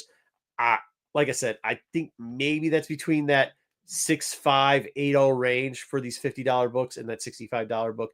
It looked that way. Once again, the internet can make stuff look shady. Yeah. What? Mm-hmm. All right. Otisburg. Don't forget Otisburg. Looking back now on the CBS iHop 10 list, this is section number 3. We had DC. We had stars that used to be in there that we forgot about. And now we got, look back at the hot 10 list. Oh, here we go. Wolverine number 36. This is the hot book because of what? What was this again? Wolverine. Ghosterine, whatever. Wolverine, yes. Wolverine it is. Crash. No, well, 9/8 or so for 100, 134, 103. The high of this book, by the way, was $246. The low was $89. Average raw still selling for $50 for this book, people. Why? The trash you want. Was this like an incentive or no? Or just sell these books. First cover. Sell these books. Sell these books. Actually, it was first appearance too, right? Wasn't it first cover, first appearance? Wow. Yeah. Sell these books. Buy yourself a $2,000 book, but do what you want to do. If this is what you love, this is what you love. There's a reason why I'm doing this. Books is because the next book, I have talked about this book. I don't understand it. I actually brought this book up. Oh yeah, this is why you're laughing. This is what you're muted, but this is why he's laughing. The last con I was at selling stuff, this statue, we had 3 of them. It sold out. Totally Awesome Hulk, number 22, Weapon H. Nope. I didn't think anybody remembered this book. For those people that don't know, the mashup of a Wolverine was not first with Ghost Rider. It was first with a Hulk named Weapon H. By the way, a good read, mind you. Very good read with Pack. Very good read. But a lot of hype behind it.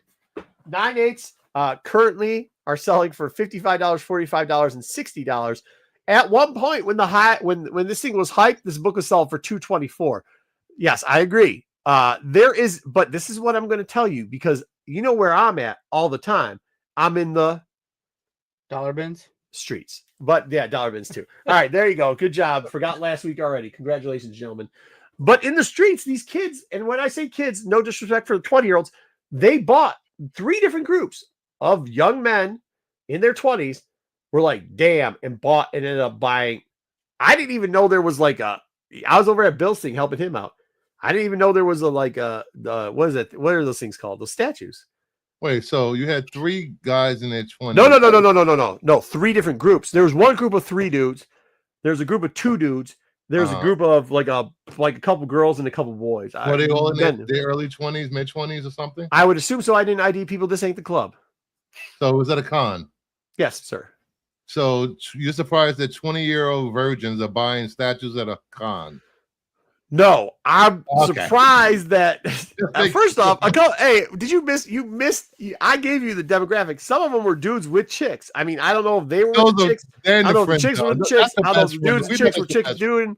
Well, one of the girls ended up paying for the statue, so something had to be going on. They could be sisters, though. Who knows? It wasn't his mom. Yeah, no, because the girl looked about the same age as the dude. His mom. Please. Okay. Either way, whatever you want to say, there was people buying. My point is, how did 20-year-olds even know this character? Number 2, why is there a statue of this character? See, that's the stuff that I always look into. Stuff that you don't know, right? I did not know there's a following for this character. And I started talking you're looking into stuff so you're looking into why there's a statue for this character? No, I'm looking at why there's 20-year-olds buying this statue. Like, why do they like it? Why do they like it? I didn't ask you why you like it. I said, oh, you like that character? They said, yes. I said, oh, did you read the books? And they know this storyline. They know this storyline. And it might actually show because currently raw averages of this book are still selling for $22 on this not so garbage book that is $55, $45, and $60 in a 9/8. But raw averages of this book is $22. So statue selling raw average of a book that's the graded version is trash.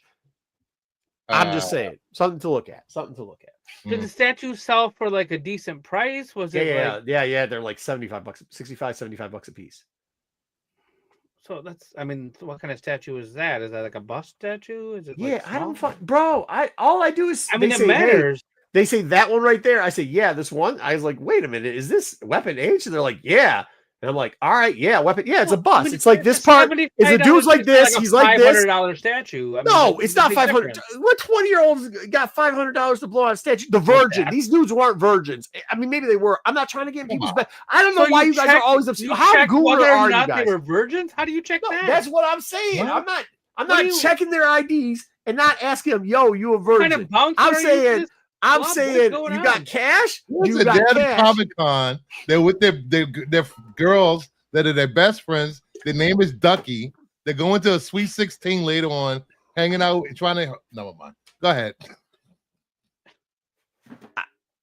I don't know what's wrong with that, dude. I'm just saying you're asking a lot of questions that I wouldn't know. I'm just following the trend here. That's all. You're the one that said you were digging into things that we don't know. Yes. So Yeah, because what? what? Okay, can anybody look? If you see, Dub, you don't think it's odd that gentlemen in their 20s, maybe some with girlfriends and maybe some with boyfriends, who knows, who cares? That's not what I'm trying to get into. Were they wearing Crocs? No, they actually no. The one kid was wearing the one kid. He was spending some dough. He got the drip, as the kids say nowadays. He had the whole drip on, like the Nikes. The one kid had the whatever, the ones that are really colorful or whatever. I don't know because I'm old and I wear the honkas, but they were well dressed. They didn't smell. They don't need Ozempic. I mean, what can I say? I mean, whatever. Anyways, So here's what I would tell you. Like, as far as somebody buying I don't sell statues, but yeah, but you're like 30 now, Zaggy. That's wrong. Anyways, go ahead. But people, if a customer came and bought a statue from me, I really wouldn't be like their age and their the level of their. That's why I'm a better seller than you. That's why I'm a better seller than you, Dub. Is irrelevant to me. All of those things are irrelevant. You don't when you have a certain demographic, not by one thing that you thought you'd never sell. But what difference does it make if it was some old dude or some young because old dudes are some crazy. You grandma? don't know what they do. I mean, they're scratching their ass one time and eating peanuts with the same hand later. You can't. You don't know. That could be dementia. You know what I mean? That could be. Were you watching a Liefeld Woodnot stream that you saw him? Dude, what is this? This is like 2016. That's almost 10 years ago. So if you're 20, it's 12-year-old when this came out. Like, that's what I'm shouting about. See what I'm saying? They got into comics. Well, it'd be much more weird if like a 15-year-old wanted to buy that. No, I'm just saying that maybe us who think this is a completely ridiculous, us who think it's a completely ridiculous book and character, there's people who don't. And I'm showing you the demographic that doesn't. Wait, hold on. Can you repeat that, please? What do you mean? Exactly what you just said. Us, not me, you two people who have just completely made fun of this character. Maybe you're not the demographic that it's going after. Maybe. Thank you. I got what I needed. Yeah. Oh, you're just going to clip that part of it? Jackass. Anyways.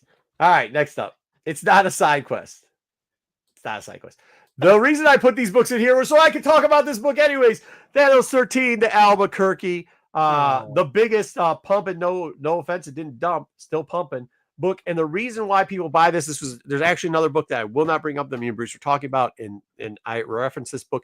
He didn't quite understand what this book is. Cosmic Ghost Rider, for you people that want to know.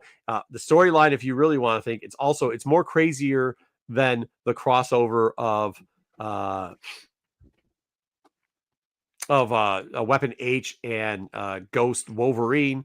It technically was a future-based Frank Castle, spoiler alert, that was also like an avatar for Thanos and Ghost Rider. Yes, I said that. Right. And he talked like Deadpool. Anyways, the Kirky sold because a certain group would push it because they said there's too much Marvel Rub. And by the way, this was the year that Marvel Rub was at its worst. This cover, however, sells. It does. It's still to this day. You have a hard time finding this raw cover, but if you do, pick it up. Even if it's got those 3 dots in the back of Marvel Rub, still try to get it graded. These prices are $1,200. Like, I just had to pull these because this is wild. This is just wild. It doesn't sell a lot. But when it does, it's still selling for well over $1,000. When this book was like $100 raw, we were selling, like, couldn't believe it would ever go above that. It is now to a point where you're looking 2 years after the pandemic, really 2003, you're looking at selling for 14 and 11. It does not sell a lot. If you come across this book, this is one you might want to take, into consideration. But it brings up a bigger point in comics and what to invest in and stuff like that. Do know that sometimes, and this is getting back to Jesse and Spear books, there are going to be Spear books that are going to hold value because people remember seeing them on YouTube shows and on Instagram. Do know that. Just know that. And this is one of those books. There's nothing of value about this book generally in it, right? There really isn't. It's not a storyline that continued.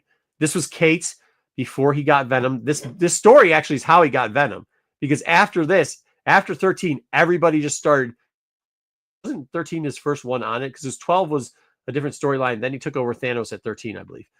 And then people just started jumping on top of it. The book started selling. As the book started selling, people snowballed, which happens with everything. You know, once a book gets hot, everybody's behind the eight ball, so they start buying it. There was another Silver Surfer that came up. The Black You're Silver correct. Surfer. He took over from Lemire. Lemire was at 12, and he took over. Yeah, thank you very much. It was a completely different storyline too. This is like a futuristic type storyline. Anyways, and Thanos kills everybody. It should. Silver Surfer Black should come out. Yeah. Either way, he would, but he doesn't work for Marvel anymore. He did really good on this. And yes, BK, I'll give you some credit. That's what I was getting at. When he sticks the landing on this, he ends up getting that Venom run that everybody loved and creates a bunch of other characters out of this, and then doesn't stick the landing. But this was the one that he stuck the landing on and everything else. Just remember that when you're looking at books. That's why we try to buy some of these books on the low. So you see them again. This was a 1 in 25. I didn't know that. Yeah, okay. Yeah. And on the back, so the back right corner, it has like anywhere from 1 to 3 Marvel rub marks on the back, semicircular, right on that portion, even in the 9/8. So there you go. So that was the 3 themes. The theme was what was it? It was characters that we've already seen, but we haven't heard in a while. We're going to see. People forgot. The second one was DC Superman, maybe what's coming up next, stuff that's been mentioned. And the third one was there. Characters that maybe, whatever, man. Books sell because they sell. And that is under the radar. One more thing, though, I want to bring up, and we might add this in. What did Mom Marco dig out of the house today? So for those people that don't know, my mom's like 90. But she's trying to do some stuff so she can stay alive for a couple more years. So she has decided... we didn't have a ton of money growing up, but we kept everything. So we have all our toys originally. They're all in my mom's house. I had a bunch of brothers, so she does stuff. And we found an item, and I posted it to you guys in the chat, the guys in my chat, not you people out there. So I'm deciding that maybe every once in a while I'll show what Mom Marco pulled out of the basement/garage, either one, wherever she pulls it out for. And this week, she pulled this out. For those people that don't know what this is, this is a Super Mad Ball. They made 3 different versions of this. This is the basketball version. There it is. There we go. This is Foul Shot, right? So we'll pull up the next little version of this to show what it is. Here we go. How do I move this over one? There. I got to get rid of my face. I got to still get rid of my face. Oh, there we go. All right. So there's 3 different versions of this thing. There's the basketball, the one that I showed you. That it really goes from anywhere from, like, depending on condition, like $190 to $400. There's the football, which is Touchdown Terror, which is, it goes roughly around there. It goes from, I think, $129 to almost $200. And then there's the soccer ball, Goal Eater, which usually sticks around the $300 level. It's just something cool. I'm probably not going to do it all the time, but every once in a while when she pulls something cool out, I will probably pull it up, get you guys a little bit of nostalgia there. I hope you liked it. That's awesome. I knew the regular size ones existed. I had no idea that they made like. Yeah, this is cool. I've never seen it. The first thing my son did was take it outside and play basketball with it. Of course he did. What's the basketball? Anyways, it's a toy. There we go. But that's what we got. Hopefully you enjoyed that part too. Let's get in. What do we have left? Oh, do we want to talk about Superman or do we want to get into news? Is Superman in news? Let's start the news. Let's get to news. Yeah, okay, perfect. Let me find the thing. Dude, Mom Marco has been pulling some bangers out of that basement and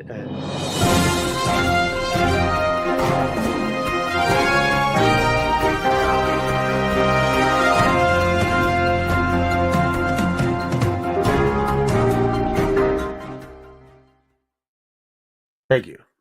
Yeah. All right, good. I was trying to burn time. That's all right to cut me off. All right, let's go.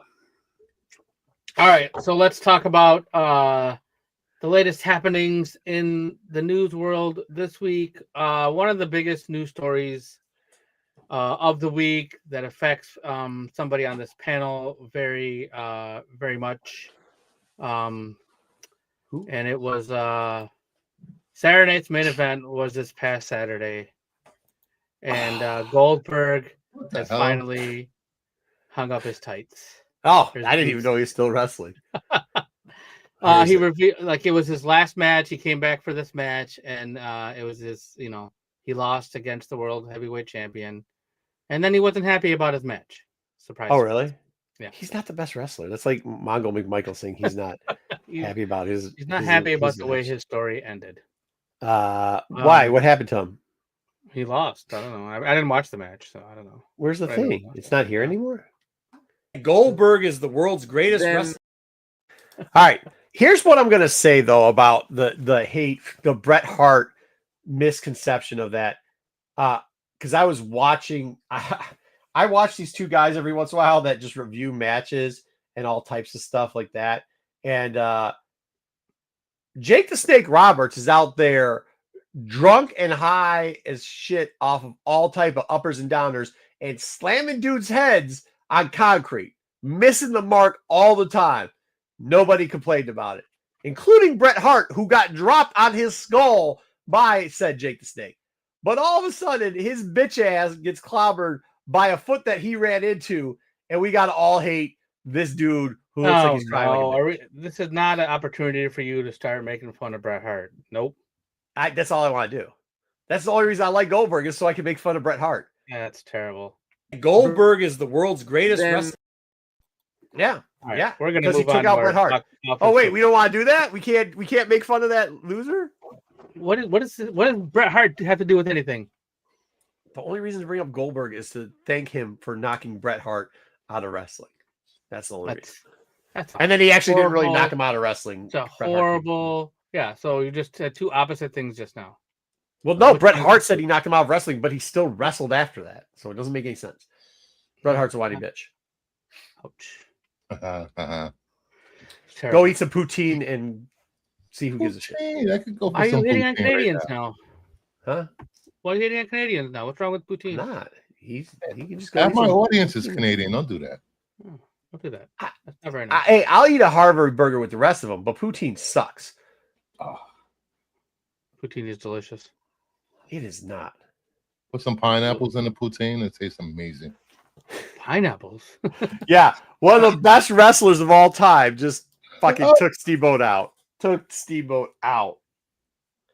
By the way, shout out Macho Man Steamboat. WrestleMania 3, best match of all time. Ever. All right. Box office. Here we go. Fucking Bret the Hitman, the Shitman Hart. Well, yeah, but that's not. Bret says he's better than him. That's not. You can't. That doesn't mean anything. Superman led the box office. The number was actually 125 million for the weekend, above the estimates. Third largest debut of the year, right after the Minecraft movie and Lilo and Stitch. Okay. Which is what we were talking about before. I think those are just going to kill it because they're family-friendly movies. And I'm not saying that this isn't. Apparently, Bruce is like Dom, and they spend a lot of time on the internet and Deathstroke through people complaining about nothing. I did a whole show on this with various opinions of this. People would have to watch your show to care. They do. This is what I'll say. The reason why I probably got PG-13 was because there's a guy smoking a cigar through half the movie. Can't do that, but still you can. It's kind of cool. Not smoking cigars. It's bad for your whatever. Don't smoke, kids. But whatever. All in all, I don't know if he's smoking a cigar. He has a cigar. Whatever. Yeah, technically. Yeah, I think it's the part the presence of the cigar. There was also some other things. There was words. There was no, there's some middle fingers and stuff, but I mean it's 13. I mean, whatever. Anyways, this is it. Yes, this is what I'll say. I'm not gonna try to ruin everything, but Mr. Terrific was the star of this movie. He was a star superhero. Yes. I think Lois Lane crushed it as well. I think she did a really good job. Oh no. Well, I was sorry. I think Mr. Terrific was the best in the whole movie overall. He was really Okay, well, good. nobody cares about your opinion. That's He's the your best. I will tell you this. Can we stop casting super famous people for roles? I really had a problem with the guy who plays Lex Luthor. It just, something about it threw it off. I didn't think it was that great and kind of whatever. And I don't think Nicholas Hoult is that famous. I didn't even know who he was. who, the guy who played Lex? Yeah. What if I not? He was in like an X-Men movie, right? So who cares? Nobody even saw that movie. Yeah, he was in Nosferatu. Oh, yeah, I didn't see that either. So Whatever. The guy just wasn't good. I didn't think he was that good. But I think the one I'm really pointing out is the guy who doesn't even have a true bowl cut, even though it was a hilarious joke. And I love him in a ton of stuff. But if you've watched anything that Nathan Fillion has done before, he's played the same character with the same snarkiness over and over again. And it's not great. I would have loved to see somebody who had like the side shaved and then the like Dumb and Dumber cut, something to that effect. I didn't think he added I think he actually made Mr. Terrific better because he wasn't that great in it. Jimmy Olsen, whoever that young man was, did a great job. Mm-hmm. Jimmy Olsen was real good in this movie. Very good. Lois Lane, pretty solid. Not better than Jimmy Olsen. And the guy who plays Superman, I don't know who he is. David Cornsweet. Who? David Cornsweet. Yeah. Is that really that dude's? There's no way that guy's last name's Cornsweet. Yes, it is. Bro. Okay, well, his last name sucks, but besides that, he did an excellent job. I don't know what he's in. He probably hasn't been in anything worth a damn, but he did a great job. Also, a couple other characters that did pretty well. The dog was okay. What's her name from The Authority? The one engineer. The engineer. The engineer was extremely well. Wait, Negative Aurora last name? What? What does that mean? Negative aura. Yeah, what? His last name has a negative aura. Yeah, probably does. Wait, who was Rusty from Vacation Movie? Jimmy Olsen played Rusty in the 2015 Vegas remake of Was that Vegas? Vacation. I think it was a regular Vacation. Okay. Either way, shout out him. Nobody watched that movie, so yeah, he's a newcomer. I mean, who watched that? Nobody. So yeah, I thought they did a really good job. Sorry, Meyer, I tried, man. He has no idea what you're talking about. Yeah, I don't know what he's talking about. Yeah, the engineer. Thank you. The engineer did a really good job too. I think the other character there, the other bad goon, was kind of meh. However, and a little bit too much grandstanding and speeches that went nowhere. But the last battle scene with Superman was done extremely well. The only thing I also worry about is much like the new preacher at our church, the new priest. You could tell a joke and it can be funny, but then if you tell another like lame joke, the laugh doesn't stay. And by the time you're done with your sermon, if you've told 6 jokes and all of them are mid, it kind of becomes wearing. And I think this movie suffered a little bit from that. Overall, a solid movie. Did exactly what we talked about. DC needed a solid movie. I will not say this is a great movie. I'll not say it's the best movie ever, but it was a solid movie. Did very good. Very entertaining. 2 people in the theater did fall asleep, and one was snoring really bad. But I don't think it was necessarily the entire movie's fault. He did get woken up during the part where Lois Lane is with Mr. Terrific in the bubble and the music's extremely loud. But then after that, he proceeded to fall back asleep. So take that for what it is. And there was only like 20 people in the movie theater. But I will not hold that against it. Still thought it was a pretty solid movie. Definitely a watch. Definitely a pretty good watch. I mean, it's worth it. This is the problem that I have with it. I went to that movie theater. That tickets for that movie theater used to be, and I watched the movie at like 11 o'clock at night. That's why I think a lot of people get off the smart bus and then they'll sit in there for an hour or two and watch the movie, and then somebody will come pick them up, right? So watched it there, and Imagine is now bought that theater, Dub. So the tickets went from like $6 and $8 to I bought a medium pop and a movie ticket, and it cost me $20. And I'm just like, damn, it was just barely worth a $20 one. It was definitely, it was better. It was, dude, hold on now. Compared to Snyder, this is the, look, if you're comparing this to Snyder, this is the greatest movie of all time. Okay. The greatest of all. Let me put this down here so Dub can't cut that out. If you're comparing this to Snyder, it's the greatest movie of all time. However, yeah, it was a good movie. It was good. It did what it was supposed to do. I'm not excited to see Supergirl. You know what, Barlord? Yeah, tell the truth, Bruce. Isn't this what I just said when I talked to you about it? Supergirl's gonna top this movie's box office. That's not what I asked you. People are gonna love Supergirl and the Supergirl movie in 2026. And all I have to say is have to say Pink Mist. Keep that in mind when you're watching the next Supergirl. Nobody wants to hear about your Pink Mist. Pink Mist. Adam, that's what like gun movies, they can wear on you. Just watch the second and third. Well, I thought this movie was great. I watched it with Sticks Boy at a 7:00 show on Amazon Prime preview night.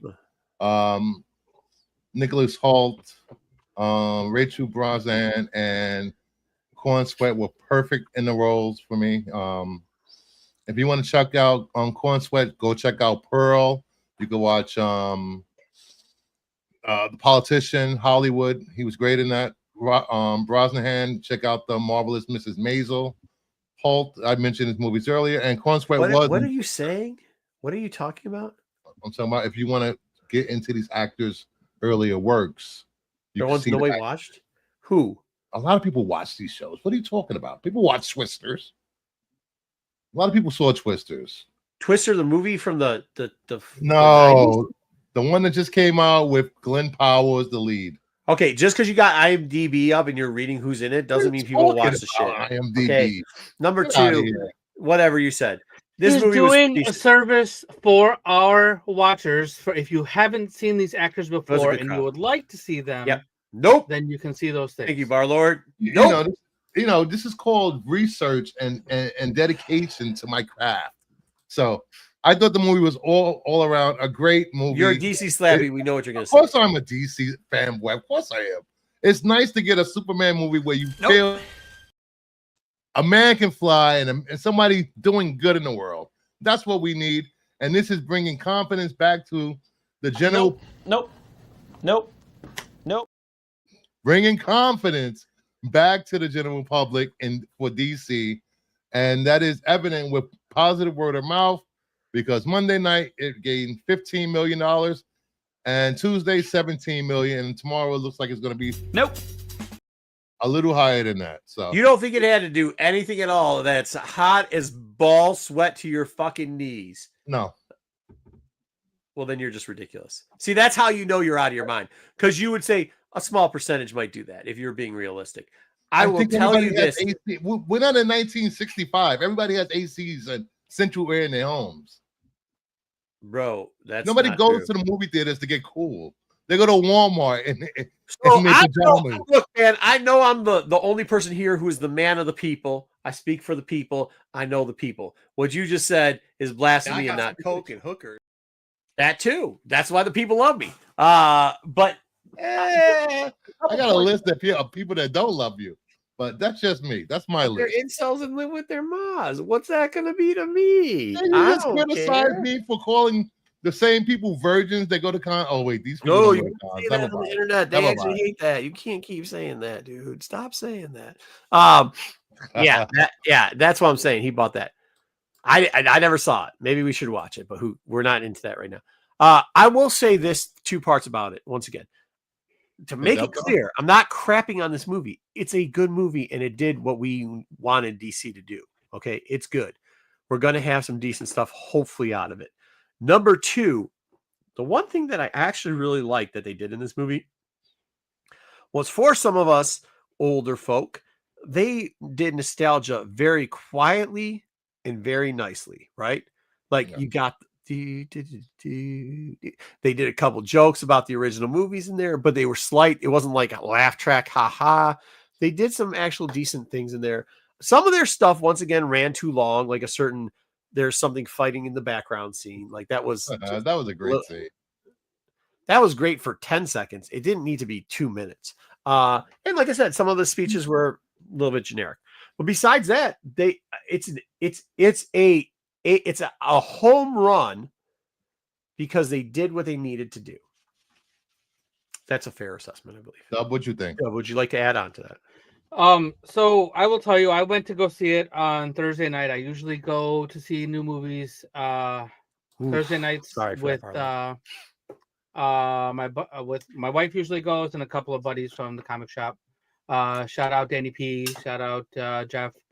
What's up, Jeff? And then, so what I will tell you, my wife went with this one, and immediately when the movie was over, I wrote this down because I wanted to tell you guys exactly what she said. That was a good movie. It's one of the best ones we've seen in a while. I liked it. Those were her exact words the minute the movie was over. She hasn't said that about a single Marvel movie.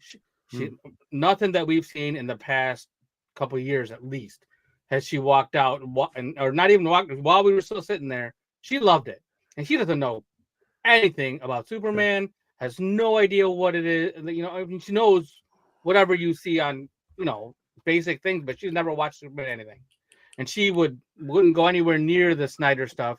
We saw Wonder Woman, and that turned her off completely. Wonder Woman, she didn't want to finish the movie. The first Wonder Woman movie. The first or the second? The first one was okay. The first one. Really? She didn't even. Yeah, we watched that one in the theater, and she hadn't wanted nothing to do with it. You know, that's what a lot of comic nerds and people that do YouTube. Whoa. Let's stop generalizing. Hold on. I'm generalizing. No, Bruce, let's be careful here. My opinion. Because, hey, hold on. Though Bart Lord has a thing here, and this is what I'm trying to get around. And I'm not saying that he's sexist or racist, and none of us are hearing saying that. But I do think we have to be a little bit more conscious, all right, about how we're going to start attacking people who have any difference of opinion. Like, if you I'm just saying, Bruce, if you say this movie's okay, the next response is this is the greatest thing of all time. Like, they're saying it's good. It doesn't have to be the greatest. I haven't seen people being attacked for them saying. I haven't seen it personally, but what I was saying was people that read comics and on YouTube, we're gonna show up for these movies for sure. Their job is to get general audience like Dub's wife interested in these movies and want to come back and see what's going to happen next. For sure.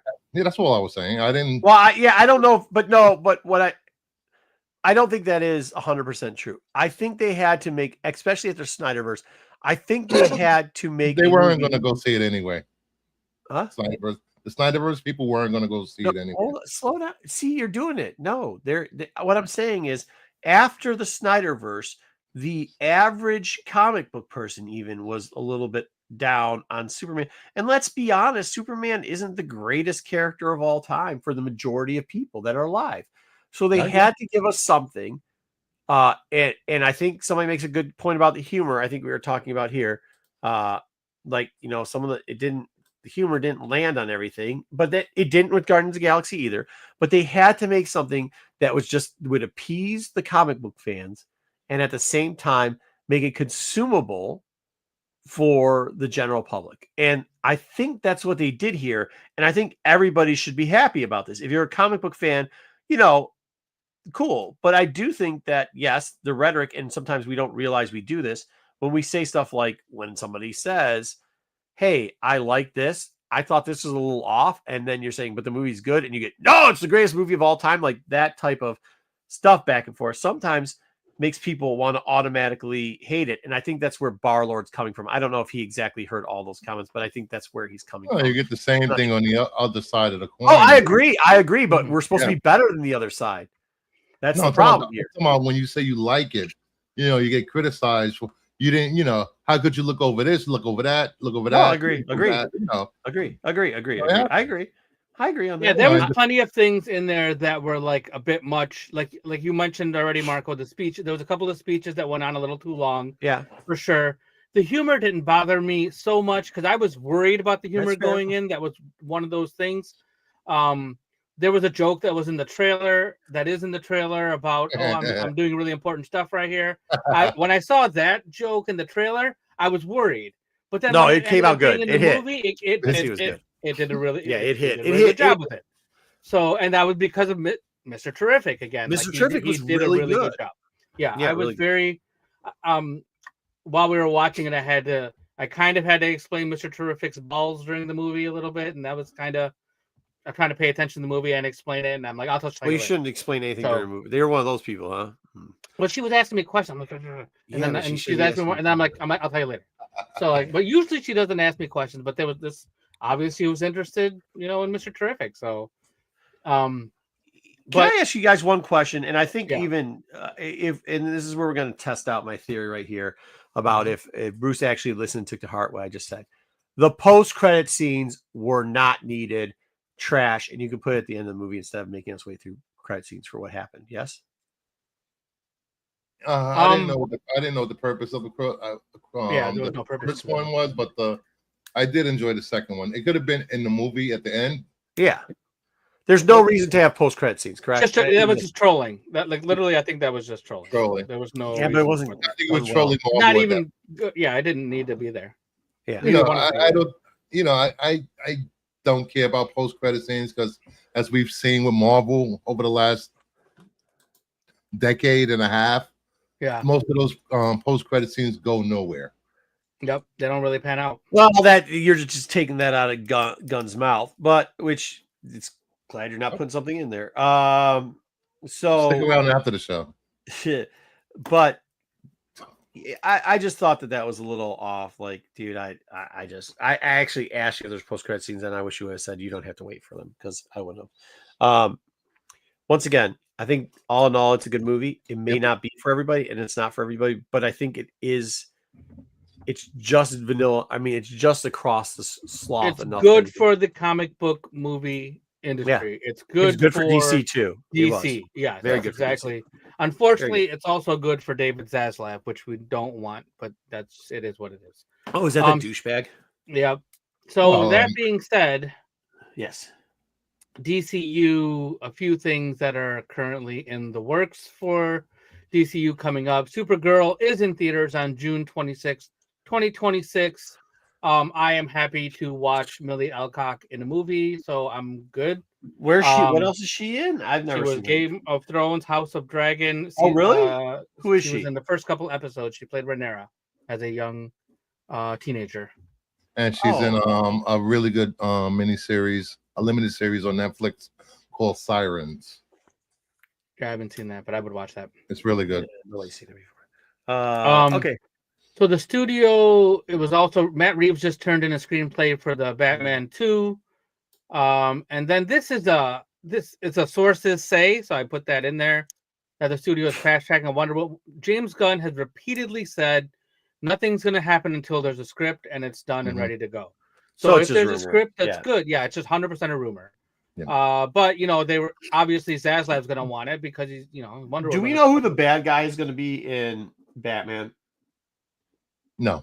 See, I have a big fear with that movie, and I've been saying it, so I'm going to want to pat myself on the back again. So I'm going to clarify. Well, Matt Reeves just turned in the script for Batman 2 and a week ago or 2 weeks ago. Okay, very recently. But that's okay. So he just read the script. If they don't have another good villain like the Riddler, that's what made that first movie good.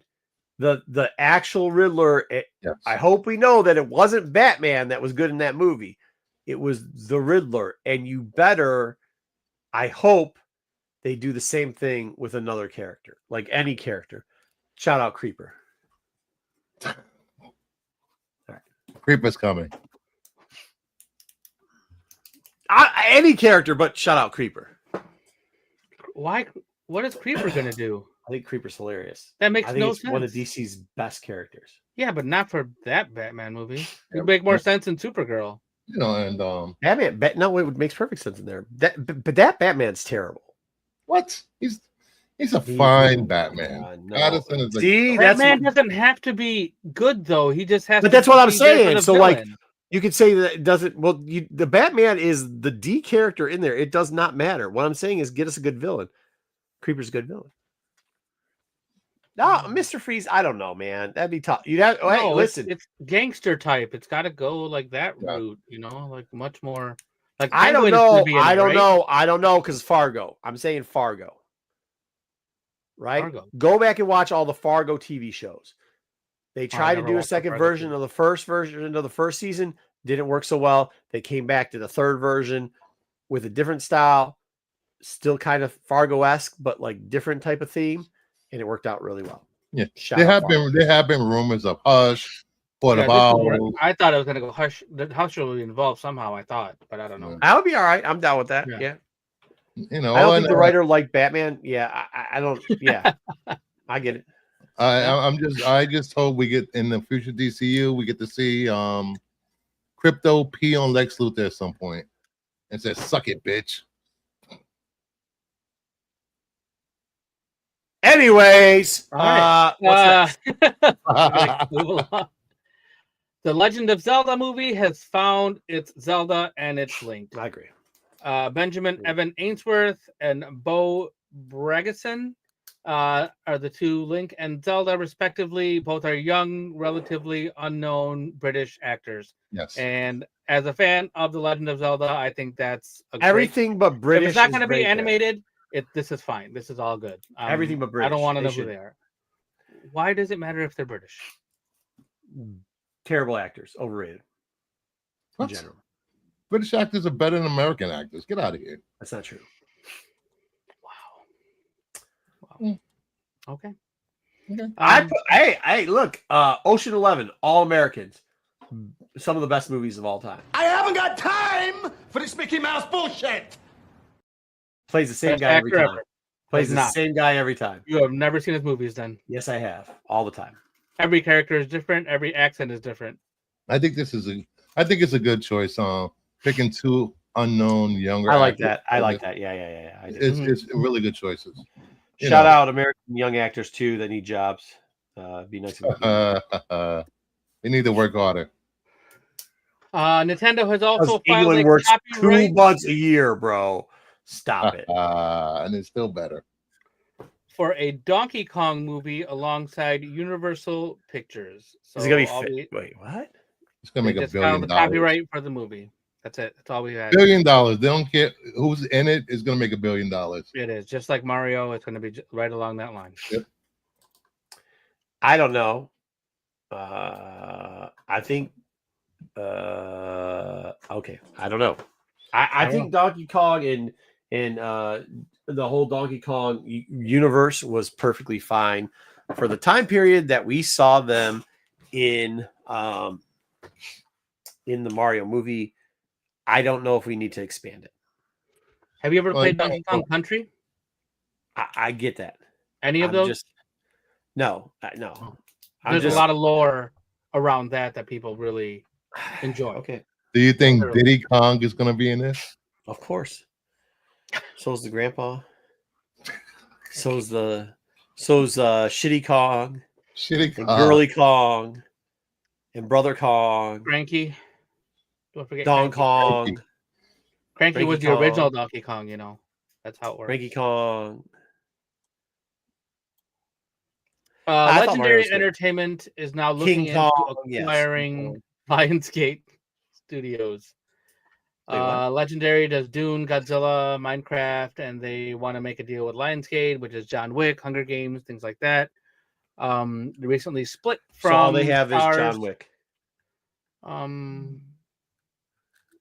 Yeah, I mean that's an old franchise too now. Didn't hold on now? Didn't Lionsgate who are those two goony looking fools that was molesting people? Winehouses.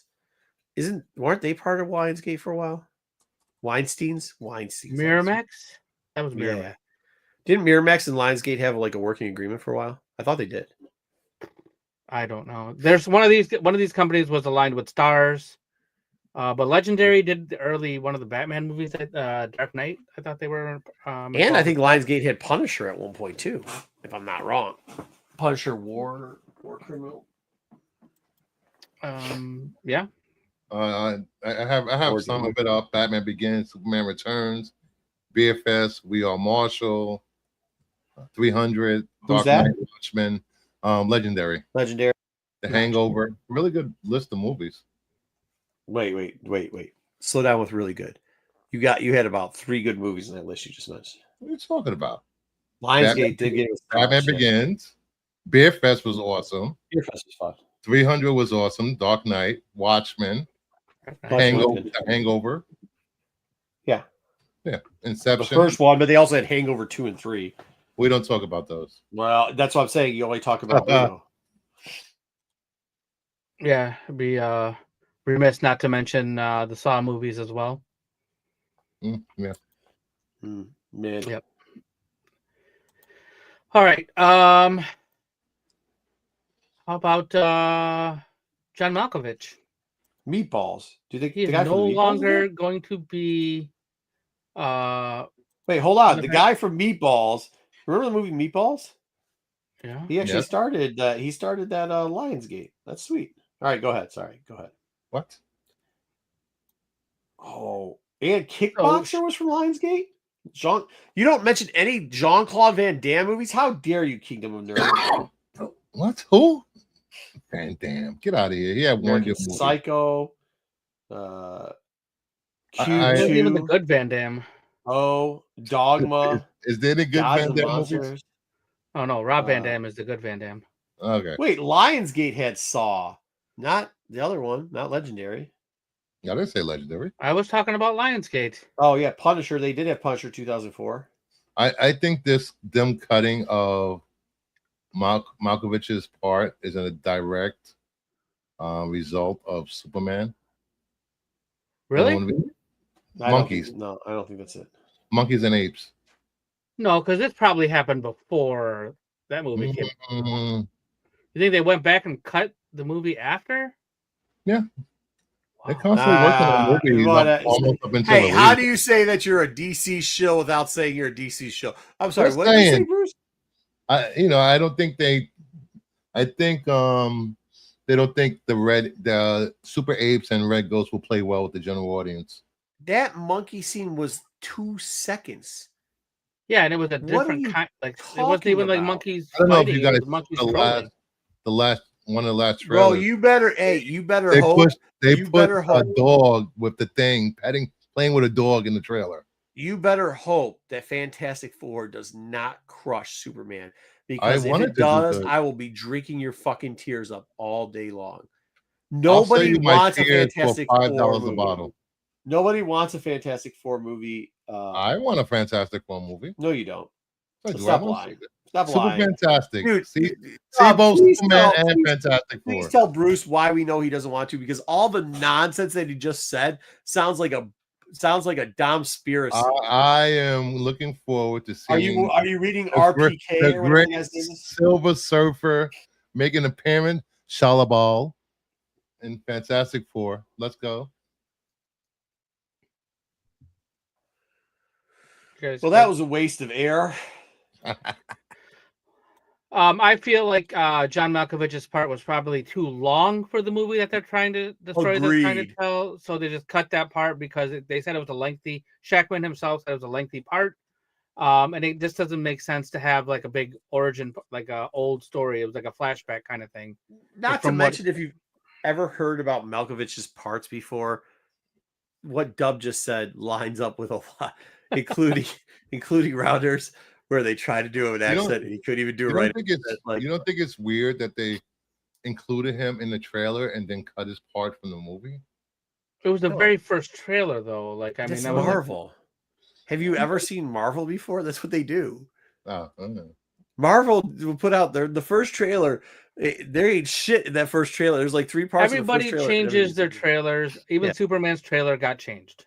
Ooh, from when he was flying. So Johnny Cage, like from Street Fighter? So no, Mortal Kombat actually. For Mortal Kombat, sorry. Yep. First teaser. This was if you watch the teaser, it's literally a teaser for Uncaged Fury, the movie, starring Johnny Cage. Oh, that's the actual Mortal Kombat trailer is supposed to drop tomorrow, which will actually be for the movie. This is like the movie within the movie, which is kind of funny. They've been doing a bunch of silly stuff like this. for this movie coming. I don't know. He looks like a pretty good Johnny Cage to me. So Carl Urban. Dude, the jump kick at the front was amazing in that little. It's ridiculous. So good. That trailer is absolutely ridiculous. This is good. This is really good, man. Yeah. Oh yeah, putting on the sunglasses. Yeah. Oh, yep, that's about right. Good. So good. Yeah. So the triple action push. Yes. This is awesome. I actually kind of want to watch. I don't want to watch a whole movie of this, but how funny! You remember when they did? What was that thing called? The double feature. What's his name? Did the double feature? The guy Quentin who did Tarantino, Pulp Fiction. Grindhouse, and yeah. Wouldn't it be awesome if in the middle of the movie they kind of gave you a break? Gave you another movie. Break. But yeah, they gave you like this. They gave you like 5-10 minutes of this thing. I hope so. Oh, that'd be so amazing. Uncaged Fury. Wow. That was awesome.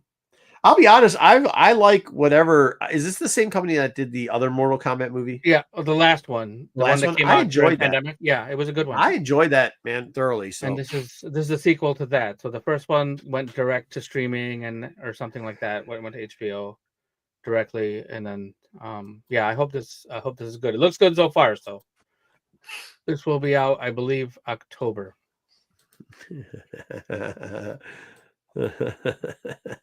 Yeah, cool. All right, this one's for you. I picked the right artwork too. My Little Pony movie. Hasbro he said that because this is Tony Fleece's art. That's what he picked here. They're discussing the possibility of making a live action. I put that in quotes because I don't know where you find live action ponies that are good actors as well. At Brony Fest, I guess. I don't know. Yeah. Can you imagine a Brony? No, you know what it is. I bet you know what they're going to do. So there is another one. I have a daughter, so I know, and I have a friend two friends who have a lot of experience in the Bronyverse because they produce a lot of stuff for it. So there is a like humanized version of the ponies. Yeah, I think it's probably going to be more like CGI, like the Lion King movie. I never saw that. Or Sonic. Yeah, there you go. Oh, Sonic. Yeah. There's a lot of ponies that you'd have to CGI. That's a lot, dude. There's going to be a lot of bronies and furries that show up in the theater. Let me try to see if I can do this. The core ponies, I used to remember this, were Rainbow, right? What's the rainbow one's name? I can't do it. What's the rainbow one's name, Dub? You're asking me like I know? That's the sporty one, right? Is the rainbow one? Damn. There's okay, but here I'll just do it like this because I know what their personas are. There's the Rainbow Dash. That's it. Rainbow Dash, which is like the sporty one. Then they got the one that does the animals. I'll never be able to figure out what does what. She just collects animals. She collects animals. It's the one in the yellow with the pink hair. The Pinkie Pie, the one that cooks stuff and is like all coked up. And then there's Applejack's the dude one. And then there's the girl, the fashion one, that's the one with the white and the purple hair, right? And then there's the one with the horn, which I don't know what her deal is. But so you got 6 main characters. That's what I'm trying to do here. That's a lot of CGI to do 6 main characters, right? Because it's like a team up, right? I don't know if that's what they're going to do, Dub. That was my point of trying to get the names out. Oh, and you got the little dragon. So it's like 7. And then there's some princess lady, but I don't know if you. Didn't they do like the what do you say, Bruce? Why is there a dragon in the ponies? Oh, that's a legitimate question. He tells spells or something. Oh, it's like the only dude in there. No, there's another dude. There's a big horse that's a dude. There's Nightshade Twinkle. I don't think that's Nightshade Twinkle. Applejacks. Yeah, that's the one with that's the dude one. It's the girl with the hat. I will be skipping this. Not for me. All right, I'm gonna move on. I didn't know we were gonna expect to talk. Well, what I'm saying is what I'm telling you is I don't think it's gonna be I think it's gonna be. I think there's a larger likelihood that it's gonna be like the teenage kid ones, like the teenagers that are in high school or whatever, that are like they like have the hair. Than these, I don't think they can do these because you got 7. How are you gonna? How many lions did they have in Lion King? 2. I don't know how many Sonic type characters do they have.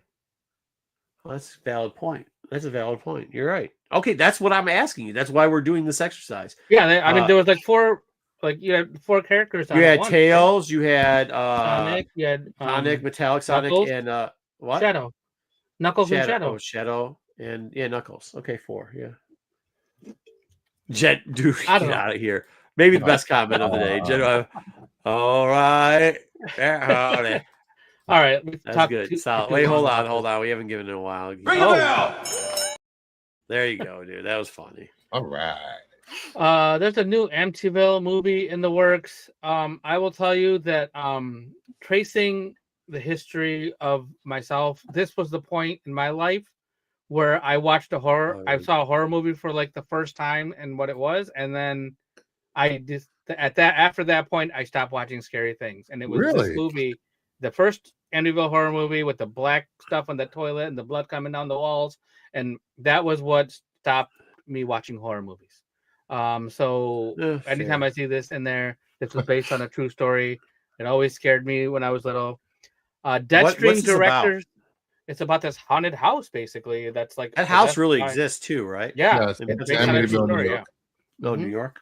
Yeah, the true story about the murders. So what happens? What happens in the house? The son goes crazy and murders his parents and sister and brother. So like the Hernandez brothers or whatever. He claimed he heard voices. The voices made him do it. Devils made him do it. Oh, like didn't the dog make somebody shoot Ronald Reagan? What? When Ronald Reagan got shot, didn't the guy use the excuse that he loved some tennis player? He loved Jodie Foster. He loved Jodie Foster, but the dog told him that he could get with Jodie Foster if he shot Ronald Reagan. Oh, that's deeper than I knew. I just knew about the Jodie Foster thing. I don't know anything about a dog. Wow. Yeah, I mean, it's voices. There's, like I said, there was blood on the walls. There was black goo in the toilet. There was, if you go to black goo in the toilet. What from old? Yeah, that was in the movie. I remember. It scared me. This is one. That sounds like that.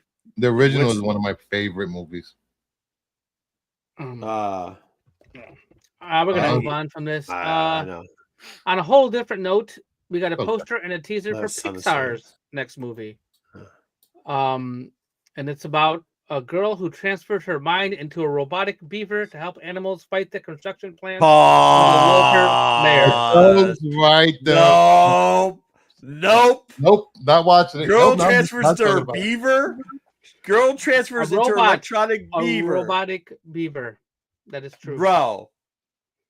Fleshlights, no batteries. What are we talking about here?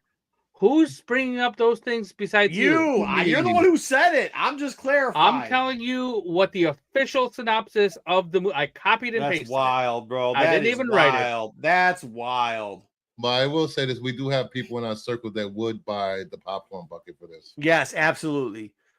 In our circle, shit, we got people on this channel, not present company, not included, that would buy it with or without batteries.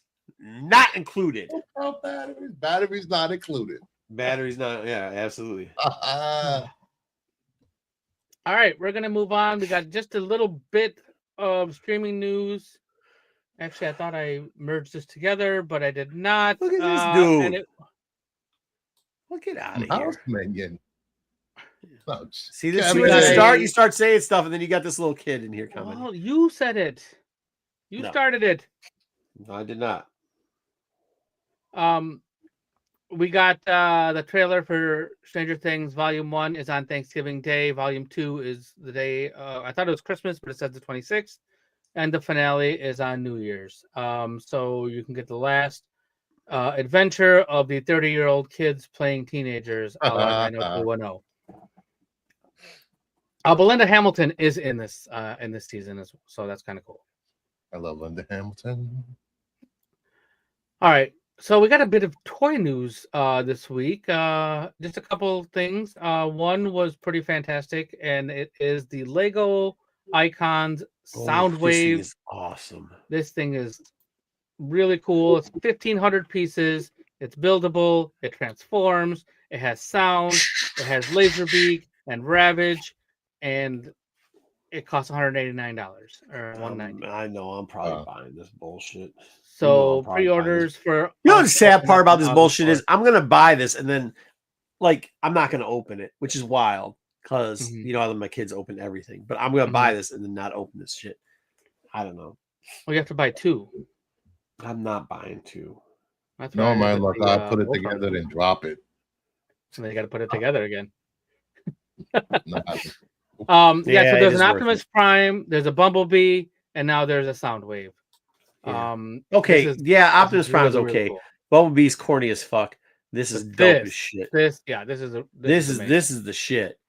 Yep, agreed. Oh my god, that'd be funny. No, it's Lego, but that'd be hilarious. Well, maybe Lego got shit with batteries in every once in a while. No, it's a sound block that it comes with that makes the noises for you. So, but that'd be awesome if it did play cassettes. Yeah. Oh, good night, brother or sister. And then we were talking about statues earlier, and the reason I was asking questions about it's not statues bad. is It's under because $200. we talked about this. So Sideshow is putting out a life-size Pikachu statue, 18.5 inches tall, made of resin, and it's painted, and $525. Wow. So that's why Get the fuck outta here. I was asking you about those Hulk statues and stuff. Like, how much are they? How big are they? I think Because that's different great. people pay different prices for all these. 75 is one thing, 500 is a whole nother category of Get the statue. fuck out of here. It is sell. It's gonna sell because It is gonna sell. It's a Pokemon, it's Nintendo, Pikachu on a sell. The amount of Pokemon that sells and still sells and people fight over and stuff, it just continues and keeps going. And then one other quick note, Sega is actually opening its first retail store this week. It's in Tokyo. It's going to have exclusive merch. It's going to have all kinds of stuff from its franchises. Grand opening is on the 18th. And it's going to have like commemorative events. So if anyone's in Japan right now, go check out the Sega store in Tokyo. Shibuya Parko. They should have took this money and made a new console. They're not making consoles. They're out of the console business. They've been out of consoles forever. Come back. A long time. Yeah, no, it's too much. It's they don't make any money on consoles. I'll tell you this. I'll tell you this. Most of these things though are just big stores, right? They're not as cool as you think they are. Yeah, they're just stores with a bunch of this Sonic clothes, Stuff Sonic pants, Sonic puppies, Sonic toys, Sonic underwear, Sonic pot holders. Yeah, all that kind of, just little everything with the Sega stuff on it. All right, let's talk about comics. BK, I have to say, for the first time in the history of me being on YouTube, I agree with you. What? Let's see what I got to find my Saturn too. That was I love yeah. playing on the Saturn. That's emulation, guys, emulation. No, but I have it. But I haven't. Yeah, I have a Saturn. Just play it. Yeah. You got it. I have the one. So he DC doesn't have that shit. Get out of here. DC is kicking off its plans for its 100th anniversary, starting at San Diego this year. Lord. So in 2035, DC will be 100 years old. At the 100-year-old mark, they will lose the copyright to Batman. The year before that, they're going to lose the copyright to Superman in the versions they appeared in Detective Comics 27 and Action Comics #1. That's why they've redone it every 20 years. So. That's why they redo this. That's why there's all these villains. Yeah, that's why you can't figure out who is who. Yeah. And then that's why there's a million Superman characters in an issue of Action Comics. You don't even know which one is which exactly. Yeah. And then you're starting to see a lot more loosey-goosiness with some of the licenses, the whole Godzilla thing and the monsters and just things like that they're starting to do. The Sonic now crossover. You're going to see a lot more crossovers because why let somebody else make the money after they lose the copyright? Why not just make the money themselves now? Like this whole horror Winnie the Pooh thing and the horror Bambi thing. So they might as well go ahead and do that. I mean, they've done the zombies, they've done the rocks, they've done all kinds of stuff. So they're going to keep doing that over the next 10 years or so. So expect to see a lot more wackiness from DC. Wackiness and tomfoolery. Exactly. And then speaking of DC, our next DC Comics event, Marco's favorite, is called DC KO. 5 issues, Superman-centered event. Everybody is fighting. It's a big tournament to get like Battle World. Enough Omega. Oh, really? What? Like really? Like a Just like Dragon Battle- Ball Z tournament. Oh, Just like 36 just like Battle World that came out in Dragon Ball Z did it first. like Thank Street you. Fighter. 36 will enter, 1 will win. Heroes will compete to Secret generate Wars, enough what? Omega energy to beat Darkseid and crown a new Omega King. King I Omega. like that Superman cover.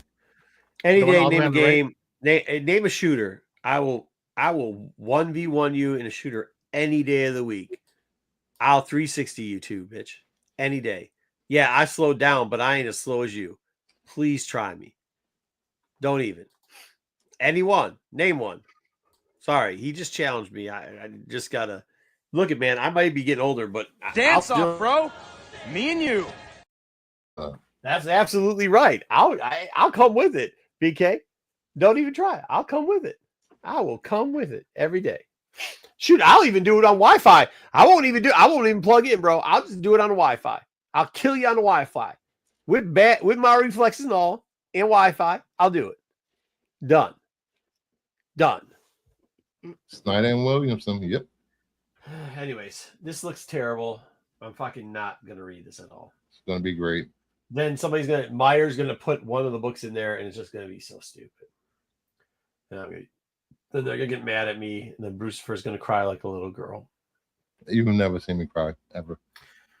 Yeah, Bruce doesn't cry. I haven't seen him Just cry. wait till Fantastic Four beats Superman. Is it a competition? Is money going to We my want pocket? all No, of I them don't. to win. Look, I don't care either way. I don't care if it goes ahead. Speaking of Fantastic Four, they're going to team up with the Gargoyles. I saw this earlier. Yep, that's what they're doing. They're going Oh, Fantastic this is Four so bad. and the Gargoyles.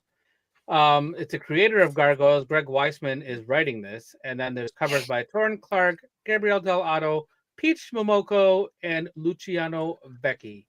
That one's going to be a foil one. That's the one. You would think the one that is the second one would be foil, but it's not. It's the one all the way on the end with the Human Torch on it. That's the foil cover.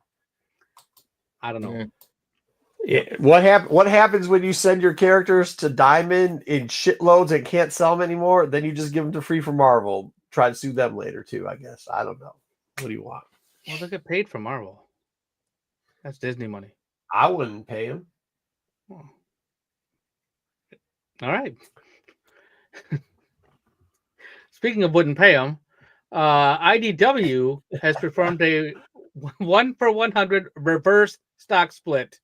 So if you had 100 shares of IDW stock a few days ago, now you only have one. Their stock price, what was that, 70 cents, and it went to $70. The last I saw, it was down to somewhere in the $40 to $50 range. So Good. yeah, it went down. It started at 70. But we will tell you that any financial information that we are stating on this show. The only thing we'll say is pay your taxes. That's it. That's all. Pay your taxes. That's all we're going to tell you. We're Yeah. not telling you to buy stocks. We're not telling you to invest your money in anything. Yeah. Nope. Literally, this is just a report that IDW stock has changed from 1 to 100. Moving on. Evil Knievel has a new comic coming out for all you Evil Knievel fans out there. You know, fuck out of here. His son will be debuting a comic at San Diego this year. His name is Kelly Knievel, and he will be joining the writer. Daddy gave you a girl name, huh? This is just as bad as Big Rig. I'm sorry. Well, this is going to be a Kickstarter, so I don't know which is worse. So they're going to do something at con, and then they will be launching a Kickstarter after they debut this book at San Diego Comic-Con. So if you wanted to see the written and drawn adventures of Evil Knievel, now's your chance. Pass. Yeah. Whoops, that was a mistake. So some new printings are coming out. Nope. Here's the Marvel swimsuit special, and then the J. Scott Campbell black and white of a cover that didn't come out before. So I don't know where the 1 in 25. Maybe I missed it. I don't know, but I didn't see this cover. The colored version of it, and then this is coming out on FOC soon. And then new printings of Fantastic Four #1, the 1 in 25 Scotty. And there's a picture of the Elks Fire X-Men Hellfire Vigil 1 second print 1 in 25 by Peach Momoko. No, that's Rose Besh. That is Rose Besh. Sorry, apologize. You're right. Yeah, this is trash. Nope. All right. How about G.I. Joe? Nope. #7 second print VR Coopers. Nope. Hold on. In the defense of the second prints, when they go for $1, I do pick them up because I think they're cool, but they're not worth more than $1. So, go ahead. Sorry, it's all right. And then we have nobody read VR Troopers 1 in the first place. What the fuck? Well, there's a second print. Okay. Lost Fantasy 2, Lucky Devils 3, and News from the Fallout #1 are all getting second prints from Image. Remember that time when Image wasn't going to do later printings? That was like a big deal. First off, the only reason Lost Fantasies #2 sold wasn't that the cover, the Final Fantasy cover? Mm-hmm. And this So is why would you? I think the first one was the Final Fantasy. Right? Metal Gear Solid? It's Metal Gear, yeah. But I don't know if that's going to sell as well. Nobody even talks about Lucky Devils anymore, so I didn't know that was still coming out. I didn't know. Yeah, I thought that got canceled. Mm-hmm.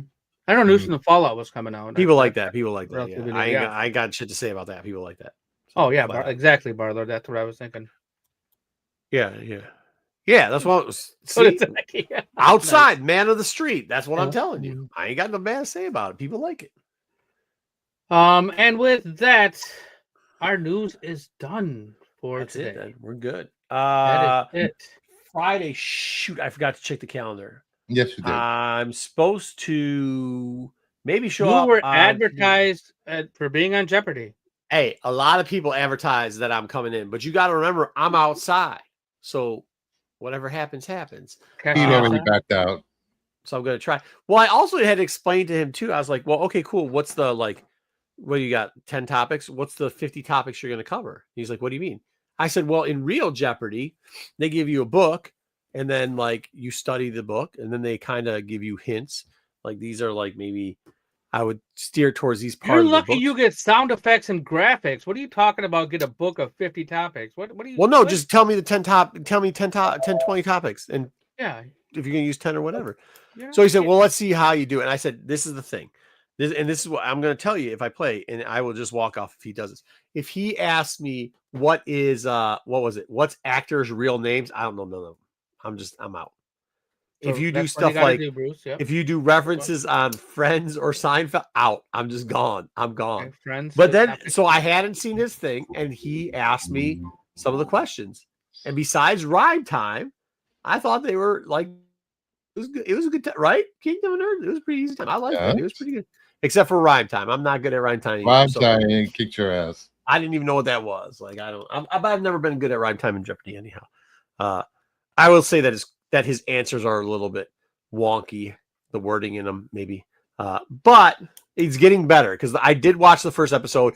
That was not Jeopardy. That was a bad version of what Jeopardy might try to be. This last one that he did, although I smoked all the categories except for Rhyme Time. The last 4 that I did? Okay. Well, no, I didn't do that. You didn't. Did you ask me the last 4 on the phone? We were on the phone that long. You asked me 30 questions in 5 minutes. 30. It was got 10. 20 of them right. Like 10. Yes, 10. He asked you 10 questions and you got 20 right. Yes, he did. So he gave me 20 answers. I gave him 10 questions that were correct. So I'm gonna have to get a replacement for Pete. I don't know. Well, you might have to get a replacement for me. I didn't know I was coming.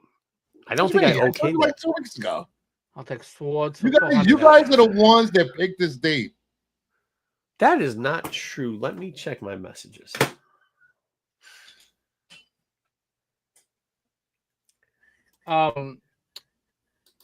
So that's Friday. You may or may not see. You may or may not have Jeopardy on Friday. I don't know. There will be Jeopardy. Jeopardy will go on without Marco. I believe what about the current champion is someone, lady. No, he has a cotillion to go to or something. Italian to go to? What? A cotillion. I don't know. Cotillion, he said something. He said words. All right. Anyways, so that's this Friday. Pete might have something on tomorrow, like Pete Shorts Pete Shorts or Sneaky Keys, something. That'll be tomorrow evening. Check out the Absolute Geek podcast. Do you do double Jeopardy? Do you do double Jeopardy? No, we just do one round of Jeopardy. Oh, so there's not two rounds. But do you do the daily double? No daily doubles, straight Jeopardy, and then final Jeopardy. Try not to get sued here, you know. Six was on there last week. Six was on there. He managed not to be in the hole. Not to win. He got the 0. Oh yeah, I did see the six. Yes, I did see the six episode. Was that the one you gave me the questions from? Was it that from Yes. that episode? And he didn't get any points on that. Well, to be fair, He got points, but he lost points too. Yeah, to be fair, That was so easy. His two competitors were really good and faster. Oh, because now ageism, calling it right there. What are you saying? Because he's old, he was too slow. No, because he has crappy internet. No, we're not doing that. There's no buzzer. You have to flash your card. Let it go. Flash a card. Flash a card. First one up wins. I mean, gets the judge. We have a judge. Independent. Well, what have I been practicing doing this for the last couple weeks? That's on you. Like if I'm in a lightsaber battle in high school, I'm not. Yeah, I might get a boner. I'm telling you, I'm just. So I will have a category: actors from Friends that also was on Seinfeld. Hey, here we go. You ready? Yeah. Yeah. That's that. I won't lose any money. You can't win that way though. Mm.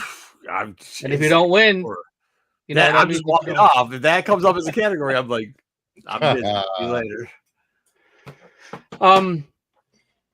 Friday night, Pete will have the CBSI Hot 10, 9:00 every week. Immediately following that, you can catch the Qualified. You know what you guys are covering on the Qualified this week? The Qualified is covering stuff. I don't know. Gooners. Immediately following the CBSI Hot 10. Saturday, check out the SNS show with the boys right here on Rennavision. Sunday night. What's that? It's I'm sorry. It's San Diego Comic-Con preview of toys, comics, exclusives. Oh, God, cool. So previewing San Diego Comic-Con is next weekend, right? The 24th, 25th? Yes. Yeah. So yeah, that's perfect time. So check out some of the exclusives and stuff coming out. Then Saturday night I said SNS. Sunday is the Star Wars show. They've been talking about variants. They've been talking about things you forgot about. As we talked about last week, I wonder where that idea came from on whatever night that qualified's on, because as you know, we were going to review, is Dom going to buy this at San Diego Comic-Con, is what we're supposed to be doing on Sunday. Hey guys, we're at the Star Wars show. We're gonna do brilliant idea. Buy Comic-Con. Oh well, hey, you know what? That's what we're doing over there. Don't worry, the rest of the internet copies it too. It's okay. We'll change our topic to something else at this point. So, all right, and we'll probably still do. Will he buy it? Okay, there we go. Will he buy it? And then Monday will be Pete's Wednesday watch list, where he tells you all the latest and greatest books coming out that week, and the variants, and the stuff he's buying, and the stuff he doesn't like, and the stuff he stopped buying. So that will be Monday night. And Bruce, when are you going to be on next? Well, I'm dropping my On the Hunt DCU logo variant, episode 21 tomorrow at 7 p.m. Eastern. Dang. And then Friday at 7 p.m. Eastern, Off the Shelf, episode 9, which is Jeopardy. And then Sunday, the FOC Hot Comics of the Week. The name of your show's Off the Shelf? Off the Shelf. What does that fucking even mean? Doesn't matter what it means. It's the goddamn name of the show. OTF. There we go. Off the Shelf. So that's the show that Jeopardy is on? Yes. And when does that come on again? 7 p.m. Eastern. Why don't you just Friday. name it Comic Book Jeopardy? 7 p.m. Jeopardy is only a part of the show. Make sure you tune to Rennavision, where content creators go to see their content. And then All so right. that's Friday night Go to off get the the show, content. and then Sunday night you're gonna do the FOC review on the other Yes, comic book show. the other comic show. Yes, it's Gotcha. at 8 p.m. Eastern on Sundays. And then on Tuesday nights, check out the Sticks Boy channel. He's doing a Doctor Who rewind. They watch Doctor Who, and they talk about it.